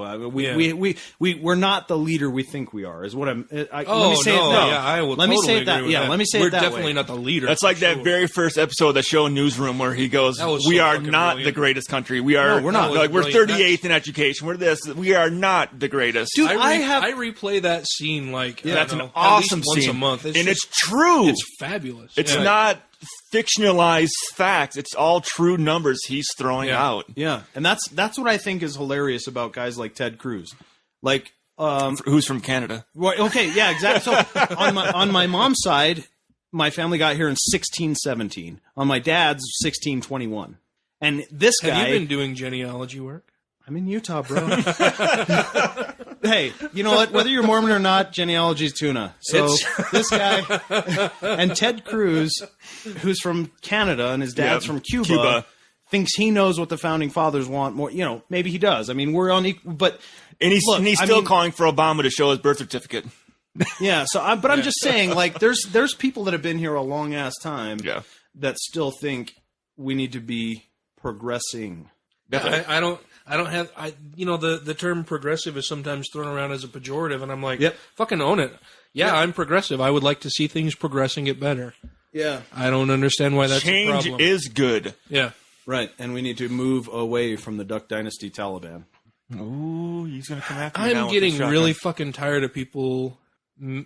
Just primarily it's people that I work with because I'm only in the office once a week, and I walk into the office and I swear there are at least. I feel like I'm going to get scolded here. No, just not at all. Waiting. No. Like, no, he's got a huge beard. What have I said? I swear there are at least two people every fucking week who walk up to me and go, "Huh, just like Duck Dynasty, that beard of yours." Oh, okay. Shut the fuck up. Yeah, dude. I'm fucking Zeus. Bitch. That's not what I was thinking at all. That's not a compliment. No. It's not a compliment. No. Not to me, anyway. No, and that's not what I meant. No, I know it's not what you meant. I'm tired of fucking people at work saying that shit to me. All right. Anybody that I happen to work with who's listening to this, don't say that to me anymore. It wounds me. That. It wounds me. So the New Orleans Taliban, does that exclude you enough? I'm not from New Orleans, nor am I a member of the Taliban. All right, perfect. Yes. But those are the groups that worry me. New Orleans and Taliban? Yeah. Those two separately, or are you saying there's Taliban in New Orleans? I've never watched their stupid fucking show about bringing in... Yeah. No, I've never watched the show. I haven't seen a single episode of that. I know I have friends who watch the show, and I actually watched like the first season of it, and I found it comical. Yeah. But I don't watch it I anymore. understand it may be a comical release for some people, or some people may find it entertaining. I've never. There are a ton more things that I'm much more interested in, and when you couple that with the fact that they're all fucking phonies anyway. It's fake. They're BMW driving fucking yuppies absolutely. until they decided that they could take advantage of the fucking yokels if they grew a beard and started wearing American flag fucking bandanas. That actually came out showing the pictures of them before Right. the show, where they were all clean shaven, buttoned up shirts, nice blue jeans, and it's like, Yuppies with sweaters tied around their necks and holding a tennis racket. Yeah. I'll be honest. The first thing I ever saw was like a fucking camo toilet seat cover that has a space on it when you pop it up for like $3.88 at the Gas the no, truck stop. it was the impulse buy section at Walmart, and I'm just like, what the fuck is this about? And then everything went camo for like 3 months, and I was like, fuck these guys. I bought some and I camo was just shorts like, ugh. recently, but they're like a light. They're very pretty camo. I've They're got a a lot light. of camo. They're a nice light color. Well, you're in the military, of course. So I buy I was these wondering, are shorts. they desert gear or? No, I buy like these Rambo. shorts and I bring them home, and Tracy immediately says, "Oh, you bought camo," and I'm like, "Fuck you! It's not the mossy oak camo." Mossy oak. Oh man, that's sad that I even know what that means. I used to hunt, but Yeah, I got a funny story. Or I think it's funny. I can't even grow a beard. Yeah, loser. You got some scruff going. I'm not allowed to grow a beard. Yeah. Stupid air mask. Well, your uncle tells you can't do that, so that's understandable. Well, here's the sad thing. Like me and Ryan, Uncle Sam. there we go. I'm like, Ryan's giving me this like this look like, what the fuck are you talking about? You don't know my uncle. my uncle's a good guy. You would never say I can't grow a beard. He might be listening to this. So what was your story? Sex toys. Ooh, Yeah. I'm intrigued. It's for the Muslims. I'm double intrigued. Dutch shop hooks up with a German erotic giant to sell Sharia-friendly sex toys to Muslims. Dutch and German offering things To Muslims. to Muslims. Wasn't, and you can correct me if I'm wrong here, but wasn't it a Dutch cartoonist who was beheaded by an Islamic adherent? I think so. I believe it was a Dutch cartoonist, yeah. And that's also over in the UK is where the soldier was executed in the streets for... How awful was that? Yeah, just straight... Stabbed in the broad daylight in the middle of it was fucking... like a machete almost, just hacked a guy to death when he's in uniform, and then walked around with the bloody knife, basically going, yep. Islam is a religion of peace. Yeah. But, they're the places from Amsterdam, the founders of Amsterdam-based Ali Azira said that Frankfurt-listed Bit Shoe came 4 years after the company's first launched a large range of erotic products that do not contrive Sharia law. They're basically saying they're going after the, $142 million worth of a product they think that will come from it, from selling to Muslims. I wonder what the products are. I think I think I asked you about this earlier. And Yeah, it didn't seem. It didn't to say. It specify. just talks about the numbers and the joining of the companies. But my only thought is that a Sharia. I mean, I'm imagining a set of fuzzy handcuffs that will cover you from head to toe. and how do they know Sharia would like that? Have they asked her? Well, it wasn't made with pork. You can only see your eyes. And it's Ma Sharia. Nice. All the people our age and older will get that. but the company's name. I remember when Jesse and the Rippers covered that song on Full House. The company El Asira means society in Arabic. And that's the name of their porn or their erotic sex toy company. Are they getting death threats and stuff? Or No, they're cool with that. As long as it goes with it, I mean...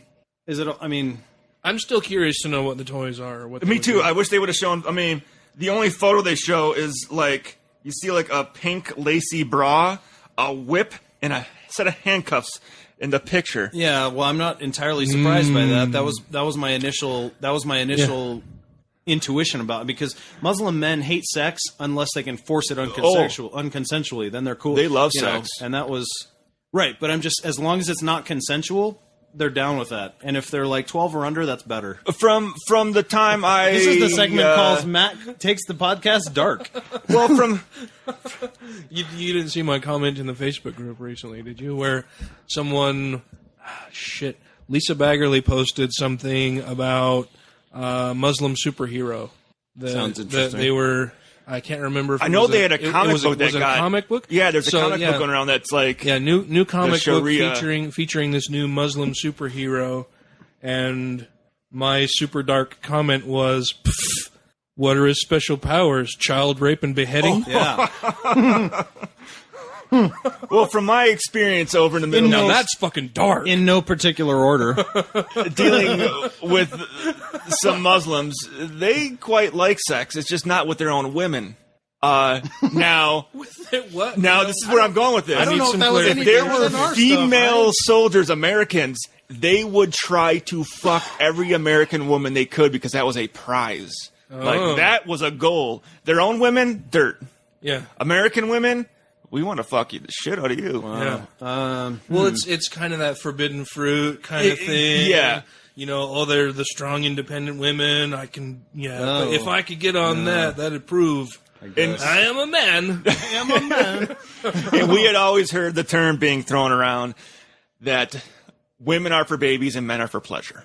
Their boys are for pleasure. Boys. Well, we can change it to boys, but no. Isn't that I read that last week. Yeah, that was here. It was a story. Was there? Okay. Women are for pleasure, and women are for babies, and boys are for pleasure. Because we would always say that the quote over there all the time because it was in. That was last week when we were missing you. Yeah, I'm sorry. I was they probably just heard you say that, and they're like, "Hey, he's right, but he means 12 years and under." Yeah, good job, American guy. You get it close. I don't know. I just sort of made. I'm sorry. I decided to go have a great time hiking around the San Rafael. No, it's okay. You can be sorry any day. Sorry. It was fine. It was fine. We had a good time. Sarah was awesome. Sarah was great. Awesome. We can bring over a fourth mic if she ever wants to come back. Too. We should do that. Absolutely. Yeah, she was a lot of fun. Yeah, that was great. I liked having Jose in the background too. Oh, poor Joe. Man, yeah, he was awesome. That was fun. Your son was hanging out for about half an hour, and then he got tired of it. Then he was like, "These guys are fucking stupid. I'm going upstairs." No, they're not funny at all because I am under 40.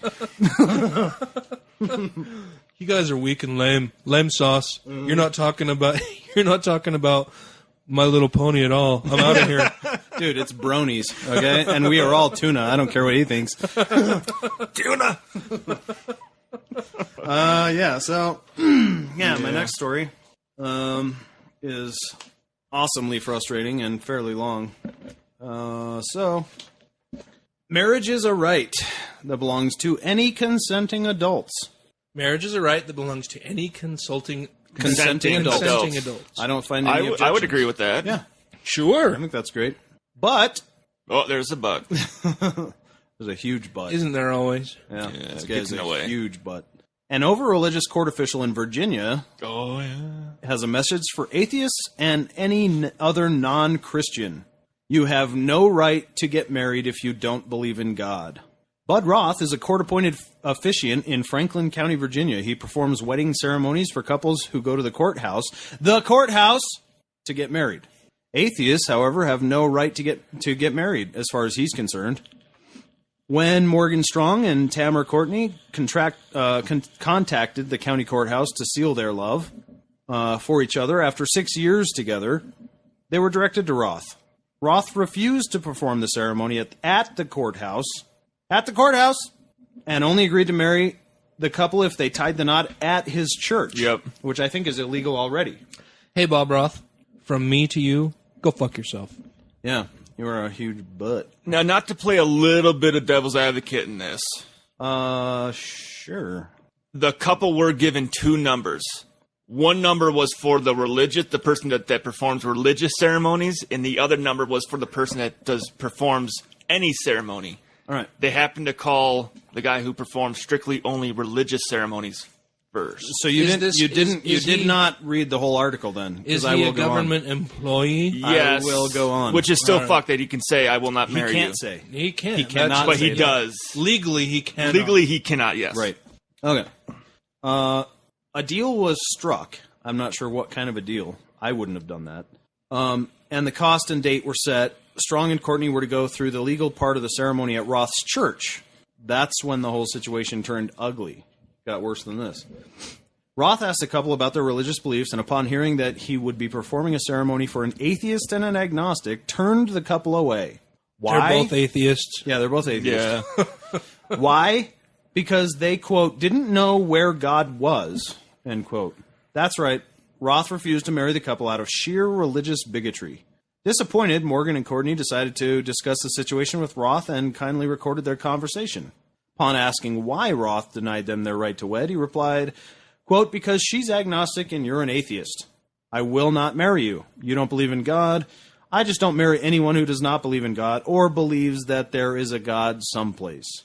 Well, in Mr. Roth's defense here, they were at his church. Are you both going to do this to me here? Well, no, it's still... Well, I'm saying, I mean, if I don't understand why they would have decided to go through with this anyway. If he tells them ahead of time, I'll only do it if you do it at my church. All right. Like, you're an atheist. You're both atheists, and you're agreeing with him. Okay, yeah, we will have to go to your church in order for you to do this. I don't understand why they would have done that in the first place. And then if he's doing this on his own time, in his own church, that's well within his right to say that he's not going to do it. I agree with that, and that's why I think that if they had shown up at the courthouse and he was the person on duty that day to perform weddings at the courthouse and had denied them there, then it would be a way more of a big deal. So here's my advantage in this conversation. I've read the whole thing, and so I actually felt a lot like you guys did and wrote some little stuff in the margin that was similar to that. But he's a douche. Okay. Oh, I'm not going to disagree with that. No, you won't. I'm withholding my judgment. He sounds like a douche anyway, but yeah. All right. So he goes on to say, so I'm not going to talk the issue over with you, and I'm not going to argue about it, okay? I'm just not going to marry you, correct? Weird, but that's what he said. The couple contacted the county clerk, who was floored by their story. She suggested they contact the judge who appointed Roth in the first place. So they wrote a letter to Judge William Alexander, who did not see any problem at all with the court officiant refusing to marry a couple simply because they don't share his religious beliefs. The judge referred the couple to another court-appointed... I don't know why I'm confusing those words. Corn-appointed. Corn-appointed. Yes, Everybody's corn-appointed. Corn-appointed. Court-appointed officiant who agreed to perform the civil ceremony this coming Monday. But this incident raises serious concerns. First, a civil servant is supposed to serve the public. That means anyone. As long as a couple has a marriage license, there shouldn't be any problem. Right? That's a major issue. The guy's he's a public servant. He's a court-appointed... Well, sure, but official. But what I've heard so far is that he had them go to his church, which is where the story.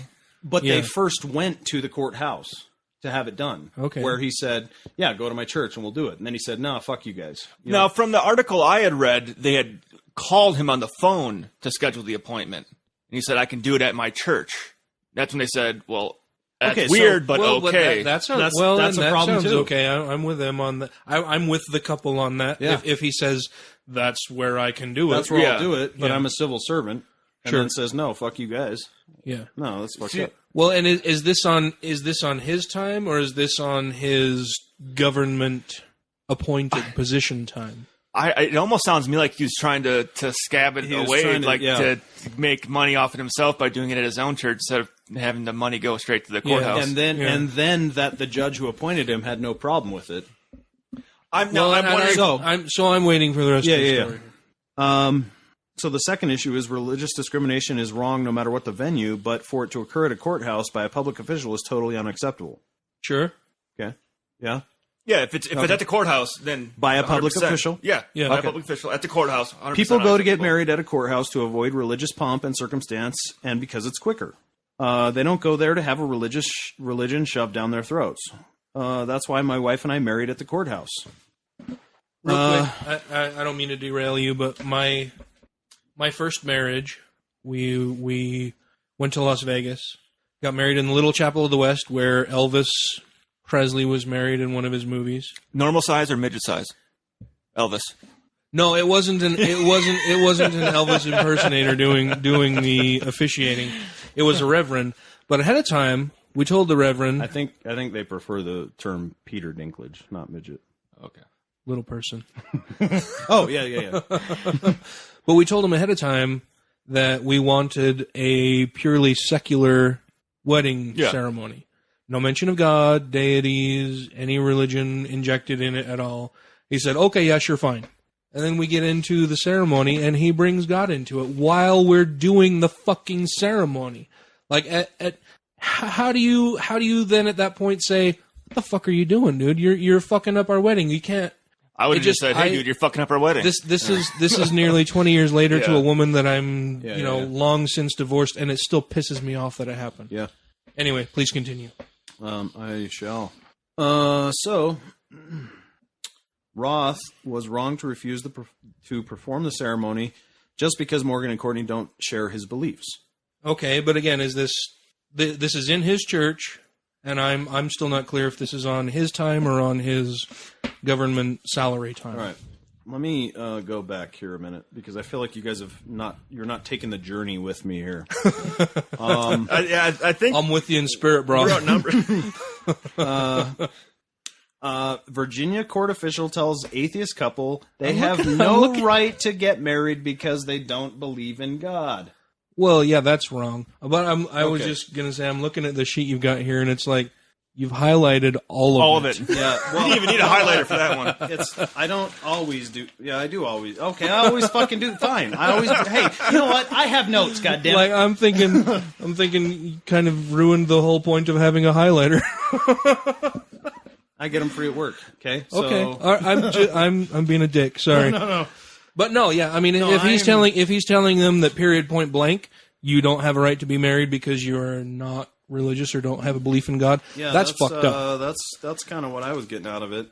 That's fucked up whether he's on the state's dime or his own. Right. Okay. So I'm gonna make a quick little side note here because I think this is an important part about this particular movement, and it's really difficult to find a balance between being a total dick atheist all the time, just being just shithead about it, and knowing which fights to fight. You know what I mean? The pick your battles kind of thing. Yeah, but I think that kind of becomes sort of a cliche for a lot of atheists to sort of just back out of all of them. I'm not saying you guys are that way, but I think on this one, the headline is the important thing. This fucking guy thinks you should not be able to get married if you don't believe in God. That's his fucking idea. Yeah, that's right. Wrong. Now, yes, okay. Now, all this other shit, we could go through and say, well, is that legitimately within the cause, or not? Yeah, we could nitpick that. But the fucking guy is a douchebag fucking bigot, right? And his ideas are atheists don't have rights in this country, and I think that's a worthwhile fight. Absolutely. That's what I'm trying to say. Yeah. And I think this article was a little too soft about that. No, I absolutely agree. That's my overall point, but I think that's a worthwhile fight, and I think that's why I picked this article, and I highlighted all of it, fucker. like I had said before the podcast, I'd gotten into an argument with a guy at work who basically said, if your wedding does not involve the Bible or religion, it is not a marriage. It is a civil union. Sure. Only it people may not who be are a religious matrimony. And he's can have a marriage. So he's fucking stupid, right? He doesn't understand the difference between marriage and holy matrimony. Yeah. You can say that that if you don't have a belief in God, you can't have a holy matrimony. Fine, sure. I'll agree with that. That's fine, whatever. But to say that atheists can't be married right. can't be joined in marriage because they're atheists, that's fucking stupid. He's ignorant. Yep. Yeah, and I think churches have done a great job, having had perpetuating that lie 1,500 years to confuse those two and blur the lines. It's that unchecked privilege. Yeah, just steamroll the citizens. Yeah, but anyway, I found that article objectionable. I mean, definitely what he said is completely objectable, but right. Yeah. I guess what I'm trying to do is sort of read between the lines and say, okay, what is this guy? What is his real position? Yeah. And the objections are, you don't think like me, and I'm in a position of power, so you don't get to have what you're entitled to. Right. And that's what I find objectionable. But and I'm fully on board with that. Yeah, I think he's trying to play the lines constitutionally, and see what he can get away with. Fuck that shit. Yeah. Well, and I fully agree that his view is fucking bullshit. Mm-hmm. I think the portion of that I would probably agree with him on is, if this is him doing it on his own time at his church, he gets to decide. Well, so if you call him and he's the city officiator for the courthouse, and he says, "Yeah, sure, meet me at my church at this time," and you show up and he says, "Yeah, fuck you, I'm not going to do it. You don't believe in God." I think that's fucked up. Okay. Then yeah, that would be totally fucked. But that is fucked up. I think there were some assumptions involved in that. Yeah. Him assuming they were religious. Okay. And them assuming they were just going to have a secular... That's totally wrong right there. Well, yeah, for him to assume he can't do that. Sure. He cannot do that. Yeah, and he shouldn't be doing that in his official capacity as a government official. He thinks he's better than he is. His fucking job is to marry people that come in. That's his fucking job. Yeah. That's it. If they have a license, too fucking bad. I'm just saying, what I'm saying he should not be allowed to do is if someone calls him up, says, "Hey, I want to perform this at this time," and they're calling him because they want a wedding done at the courthouse, he shouldn't tell them, "Do it at my church." Right. That too. He shouldn't go, "Well, no, I'm not going to do it at the courthouse. We're going to do it in the church." Correct. Correct. That there was wrong right off the bat. All right. And especially, I mean, that it sounds like he would have told them that while he is on duty as a government representative. That's why I actually wonder if he's ever done that. If he's on duty the courthouse, performing weddings at the courthouse, if he's ever told someone, "I will not marry you because you're atheist." I'm sure he's done that hundreds of times and never had an issue because they've all been Baptists. Well, if something comes out where that did happen at the actual courthouse, then you got a case right there, in my opinion. Oh yeah, well, absolutely. I think this is a case. I think because of what you guys have said, there's a little bit of gray area.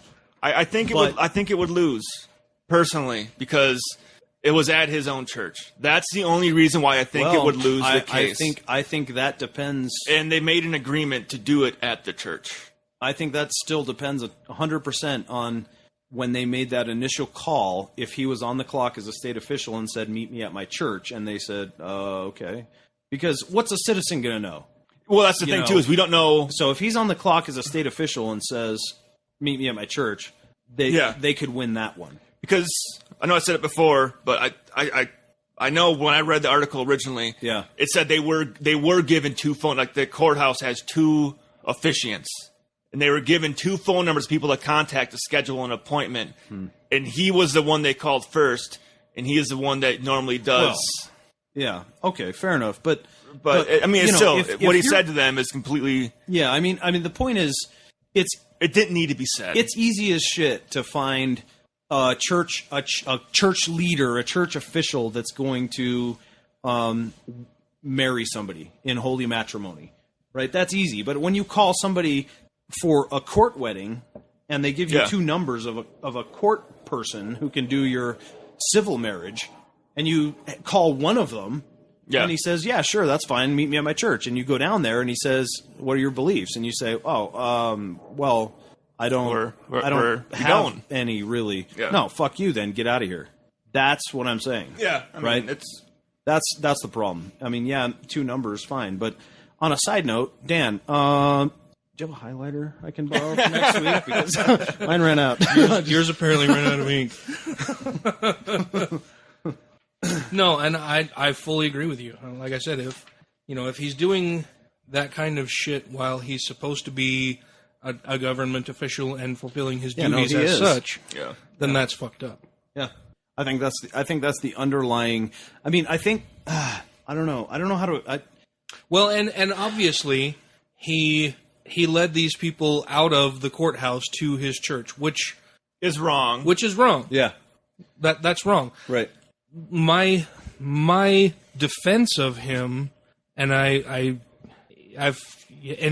my defense of him would be that if it is on his time, at his church, he's well within his rights to deny it, but it's fucked up that he would have led them over there in the first place. Okay, so then if you were that attorney, I would say to you, were you absolutely crystal clear in explaining to these people when they asked you to perform this that you were going to be doing this on your personal time as an official of the church and off of voted in state appointed official time? Did you make that absolutely clear to them? Yeah. You know, I mean, but the problem is those gray areas drive me fucking crazy, you know, and I think that I mean, I'm not usually super red hot about stuff.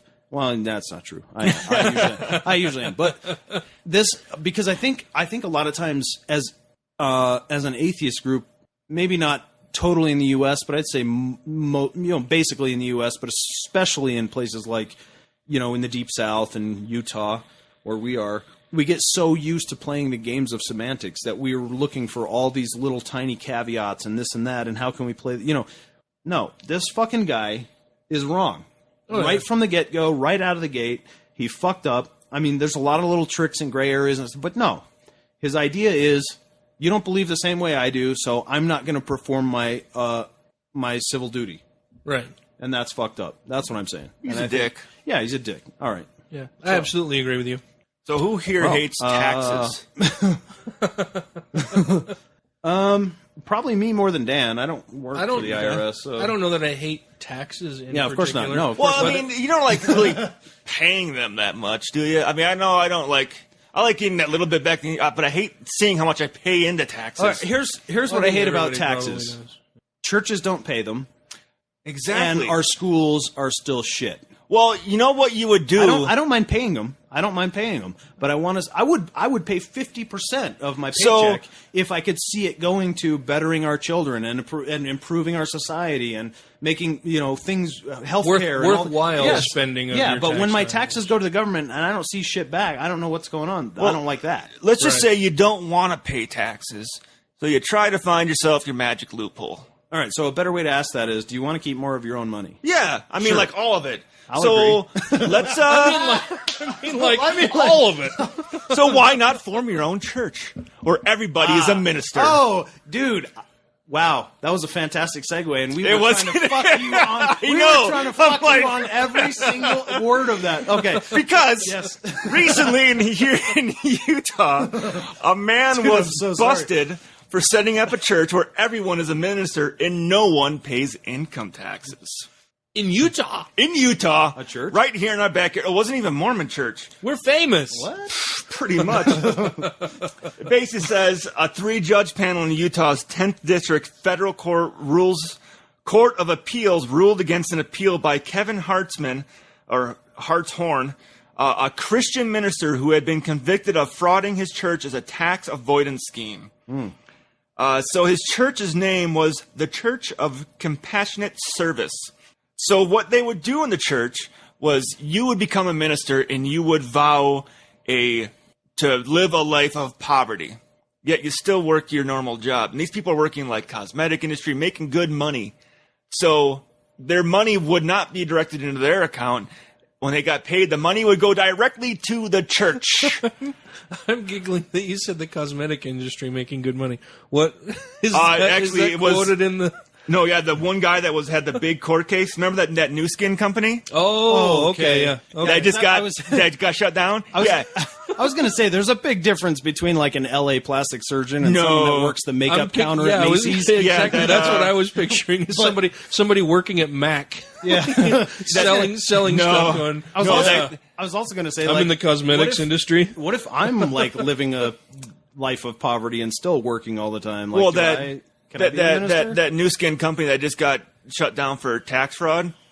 This is why. Was New Skins shut down? New Skins got busted by the federal government for some bad juju, and this was part of the bad juju. Some bad juju. That's funny. Am I too young or too old for that reference? For juju? Bad juju? Yeah. Juju is part of a religion. That's shit. I'm trying to remember the name of the religion. What is it? Sorry, George, I can't remember the name of the religion your mother practiced. Or Dawkins is like praying to the juju, the big juju man on the mountain. It's akin to fucking voodoo. Maybe it is voodoo. Voodoo and juju? But yeah, wow. Well, there's a friend of mine, a acquaintance. I like to think of him as a friend, George, whose mother was way into that kind of thing. Is that it's called juju? Well, it's juju was a part of this. Oh, okay. All right. So sorry. Go ahead, Ryan. Oh, I'm just reading through this article. Also, New Skin. Never mind me. Well, because New Skin would have been better off. I didn't know New Skin was shut down. I know they had the federal litigation against them. They've been hit. And this here was actually part of their laboratory with one of the workers named Bruce Calkins. Yeah, something like that. That's right. He apparently was one of the defendants in the case because he didn't know what he was doing was wrong. Right, sure. Isn't that everybody's defense? Well, I didn't know. He said he took a vow of obedience and poverty. Ignorance. Said, taking the facts and the lights most favorably to the defendant, the district court concluded that Mr. Clarkin's employment with Kaiser, whatever, resulted in taxable income, but he was giving all the money straight to the church, so it couldn't be taxed. That's all California then, if it's Kaiser. No, Salt Lake City. Is there a Kaiser Permanente in Salt Lake? Yeah. No, I don't know. They're in California for sure. Yeah, it's Salt Lake City. Wow. Okay. I know Kaiser's big. He was one of the defendants. Yeah, he made everyone ministers so that way they could file underneath the 501c tax code. So they would just have all of their money like direct deposited straight to the church, and then the church would pay them. Basically, it didn't really say that in there. They said they were told they were taking a vow of poverty. Yeah, but basically all the ministers were, what would you consider, laundering the money through the church, so it cannot be taxed. Exactly. In fact, the Vatican is the 8th most popular spot in the world for laundering money. Which works because you don't got to show on your tax return where any of the money goes or comes from. Yeah, you don't have to. You don't have to show anything. So it's a perfect harbor if you want to launder some money. Yeah. Well, I'm wondering on what grounds they were deemed to be breaking the law if this is their professed religious belief. It's not a religion. Because I think because he set up this church. Because they were going into it with the full intent, because they weren't an actual church. The full intent of the church was to be able to not pay taxes. Well, right, yeah, that's the intent of the church. Yeah, let's grill him for a minute on his story. But what delineates a quote unquote true church? Yeah, how did they determine any that church without being that anyone would choose to set up? How did they determine that? It didn't really list that. It just had a lot of the defendant's statements. Like, did they not have their official 501c3 designation from the Internal Revenue Service? I hope they did. I should have said that. I don't fucking know. But they were actually sued in 2010, and that's where this whole thing comes from. Basically, the government said it was a tax fraud scheme. Yeah, well, of course, and I'm glad they got it. That's all they listed as a tax fraud scheme. That's what he's being sued for. Yeah. So, well, I think the same can be said of many religions out there. Yeah, I think. And so I'm just wondering what all of them. What bright line did they draw to say your religion is less valid than any other religion out there? For a single church that started in 2004 to have 50 ministers, that's kind of suspicious. They're just growing really big. They're growing really quickly. Or what if? That's an intrinsic part of their religion. Exactly. All of their members that have been a part of this for more than 24 months are ministers. That's what God told us to do. You know what I mean? Yeah. Yeah. But I think it's great they don't let them get away with that. I mean, I think just taxing a single sect of Christianity in America would at least bring, I think, our public school scores up within the top 25 in the world, where they were just 30 years ago. Well, there's so much that could be done to increase tax revenue. Yeah, I mean, you could. No, I know. You could close all kinds of loopholes. You could legalize a lottery, casinos, marijuana. All right. But I think churches should be first, and all manner of drugs for that. For that reason. Yeah, exactly. But I think churches are so established, and we're talking billions of dollars. Right. Well, that's the only time church likes the separation of church and state. Like, no, I don't want the government taking my money. Mm-hmm. Well, and they say the fastest way to become a millionaire is become a minister. Well, is to start your own church. Yeah. And so I'm curious to know what happened or what tipped them off, or like I said, what was the bright line they drew to say that your church is less valid than the other churches who believe in a mythology. Yeah, how did they decide? See, it didn't say if maybe they weren't actually doing any sort of actual church services. If it was a fake church, it didn't really list that. It just said it was a fraud scheme. So he could have set up, did all the documentation saying it's a church on paper, but in reality, it does not exist. Yeah, well, yeah. I'm still curious to know what they would have, what qualifications one needs to follow. Yeah. You might have to go back and find in order to say that it's a true and valid, and valid church. Quotations. Right. Provide evidence that what you're saying is actually beneficial. Yeah. I don't know. Well, then we'd have none, I guess. Well, it seems weird to me. It does seem weird. I only had one other news story, which was the gospel music one, which I don't know if you want to do that one or not. You know what's sad about that? What? That was way worse of a segue, and we didn't even try to fuck that up at all. I know. His last segue was I said screw the segues. His last segue was going to be so great, and me and Dan already even knew what he was going to go into, and we were still like... Yeah. Hit us with it, dude, bro. I'm sorry about that. So how do you make a segue for getting axed in the head? I might, maybe with my next news story, I could have done that, but Lizzie Borden... something, I don't know. I didn't even think of Lizzie Borden. Yeah, well, that is fairly current. I think she only gave one whack. Bringing up stuff from your childhood, but we're gonna. But apparently, in North Carolina, gospel music drove this woman to axe her stepfather in the head. It says a North Carolina woman was charged with assault with a deadly weapon over the weekend after gospel music allegedly drove her to hit her stepfather in the head with an axe. According to the Gaston Gazette, 72-year-old Reginald Robertson had his 32-year-old stepdaughter, Mary Catherine Atkinson, to stop using profanity and taking the Lord's name in vain on Sunday before they sat down to watch late-evening evangelical Adrian Rogers on TV.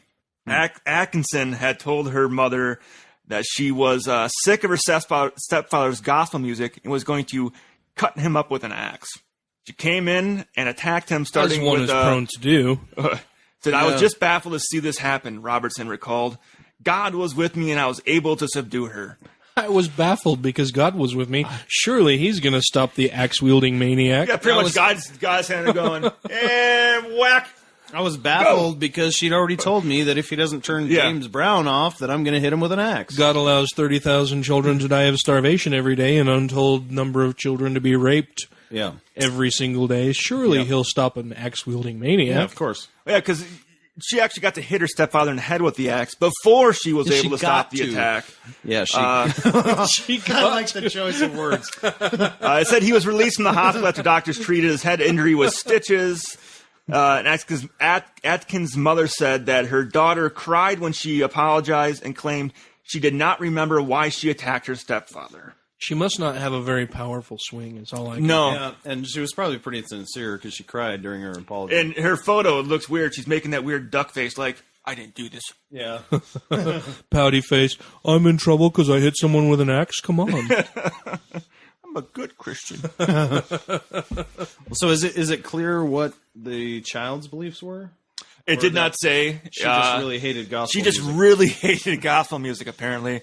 So the only way to solve that problem was an axe to the head. Yeah. Went all Borden on that one. Well, that's always my first choice. Yeah. In trying to stop someone from listening to gospel music. Yeah, tell me about it, dude. I tried to read a story a minute ago. Yeah. I feel bad when I run out of a highlighter, but the only thing worse than gospel music is like worshiping like a skinny man or something. yeah. Wow, setting me up. That was the segue extraordinaire. That was. Yeah, I And to Ryan's home state. Yeah. Yeah, but it's not in Oshkosh because she was not wearing overalls. And They might have. actually, there were two of them, 12-year-old girls. Yeah. How old was the axe murderer or axe attempted murderer? 32. Oh, all right. So she was well within her right mind, unless she was on medication. Yeah, I mean, To be honest, I might axe someone in the head for listening to too much gospel music. I take that back. I'm making some mental notes. That's on record. He'll be at the booth at Pride Week this folks. Don't play gospel music. He's going to have a video camera and a hatchet. 2 12-year-old Wisconsin girls arrested in the weekend stabbing of their friend plotted for months before the attack. Waukesha or Waukesha? Waukesha. Oh, right. Oh, so close. Waukesha. I thought you were trying to say a name. Person. No, I was. Waukesha. It's my friend. She'll be here this week. Waukesha. Waukesha Police Department said Monday.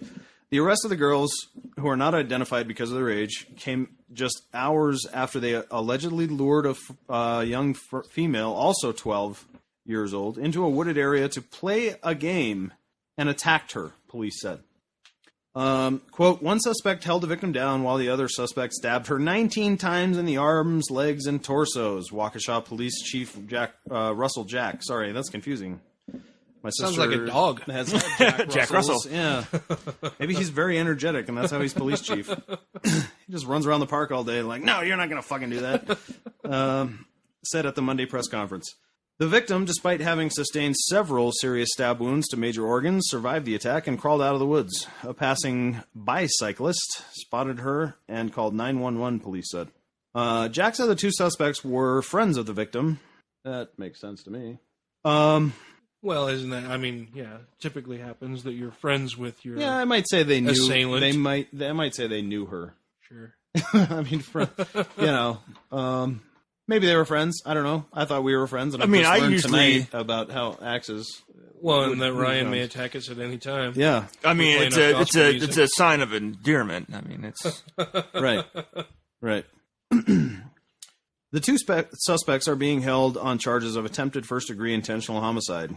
They are expected to make their first court appearance on Monday at 2:30 Eastern Time, and the victim remains hospitalized, but she's in stable condition. It's also I actually had printed 2 stories out, but ran out of ink on one of them. And in your highlighter? Hey, fuck you, man. In my printer, because I'm prepared for this show. That's why I just use an iPad. No ink. Well, you're old. younger, even. Yeah, I'm man. old, What's so- your excuse? Get with the No, he's technology, younger bro. than me, dude. Got to be on more tuna. He's younger than me. Is he? Yeah, Only 3 years. You're 2. I'm 32. Yeah, I'm 30. Yeah. All right then. I'm just bald. I'm a little bit older. Yeah, no, that's okay. No, but you know what? It's okay though. We have Dan on here because he was definitely an advocate of abolition, and still is. So we're glad to have him. Yay! So the motivation behind this story comes from a video game which I have myself played, called Slender Man, which takes place in the woods of Oshkosh, Wisconsin. Hey, whoa! Wait, oh there. no, I didn't. Okay. Cornfields. No, it's in the woods. Iowa? I don't know where it takes place, but the premise is there's a bunch of paper notes pinned about throughout the woods, on trees, abandoned buildings, so forth. And the idea is to collect all the paper notes, and Slender Man makes that task pretty difficult. The more papers you collect, the closer and faster he gets to stopping you from collecting more. It's a suspenseful game. I didn't find it to be as scary as my 13-year-old son, or I think he was 12 at the time, thought it was. But apparently these girls thought that the Slender Man was a real person who lived in a mansion, abandoned home near their house, and thought that the best way to appease him was to murder people in his name or for him. Well, that's what he wanted, was human sacrifice, and that would keep him happy. And I thought, it's an interesting parallel that a lot of people, in fact, all of the media seem to have missed. And the religious people I know personally, when I would relay the story to them, were outraged by the idea. This was insane and totally ridiculous. and saw absolutely there was nothing comparable to the Bible they believe in at all, which I thought was kind of a weird sort of, I don't know, is that... Well, it's the cherry picking. I mean, they don't want to believe all of the horrific parts of the Bible. No. Well, so one girl who actually came up with the plan told her friend about what, not the one they were going to stab, but the other one that was complicit in the acts, told her about that, and her quote was, "Yeah, I thought it was weird when she told me about it, but then I thought it would be nice to prove all the skeptics wrong that think the Slender Man doesn't really exist." And I thought, God, that's just fucking perfect. I mean, that's exactly... So I'm going to murder someone to prove it doesn't exist. That is the religious mentality right there. That is it. They've just created their own religion. Yeah. And they're so early on that they still think human sacrifice is necessary. Sure. The other ones have gotten away from that. It's taken, I wonder if they thought Slender Man was going to come down and go, "No, do not stab him with that knife on the rock. Do not sacrifice your son." I was just kidding. Yeah. No mention of that. I think they stabbed her 19 times, Yeah. so I think they were a step ahead of Abraham. Oh, yeah, they're a little committed. bit behind O.J. Simpson.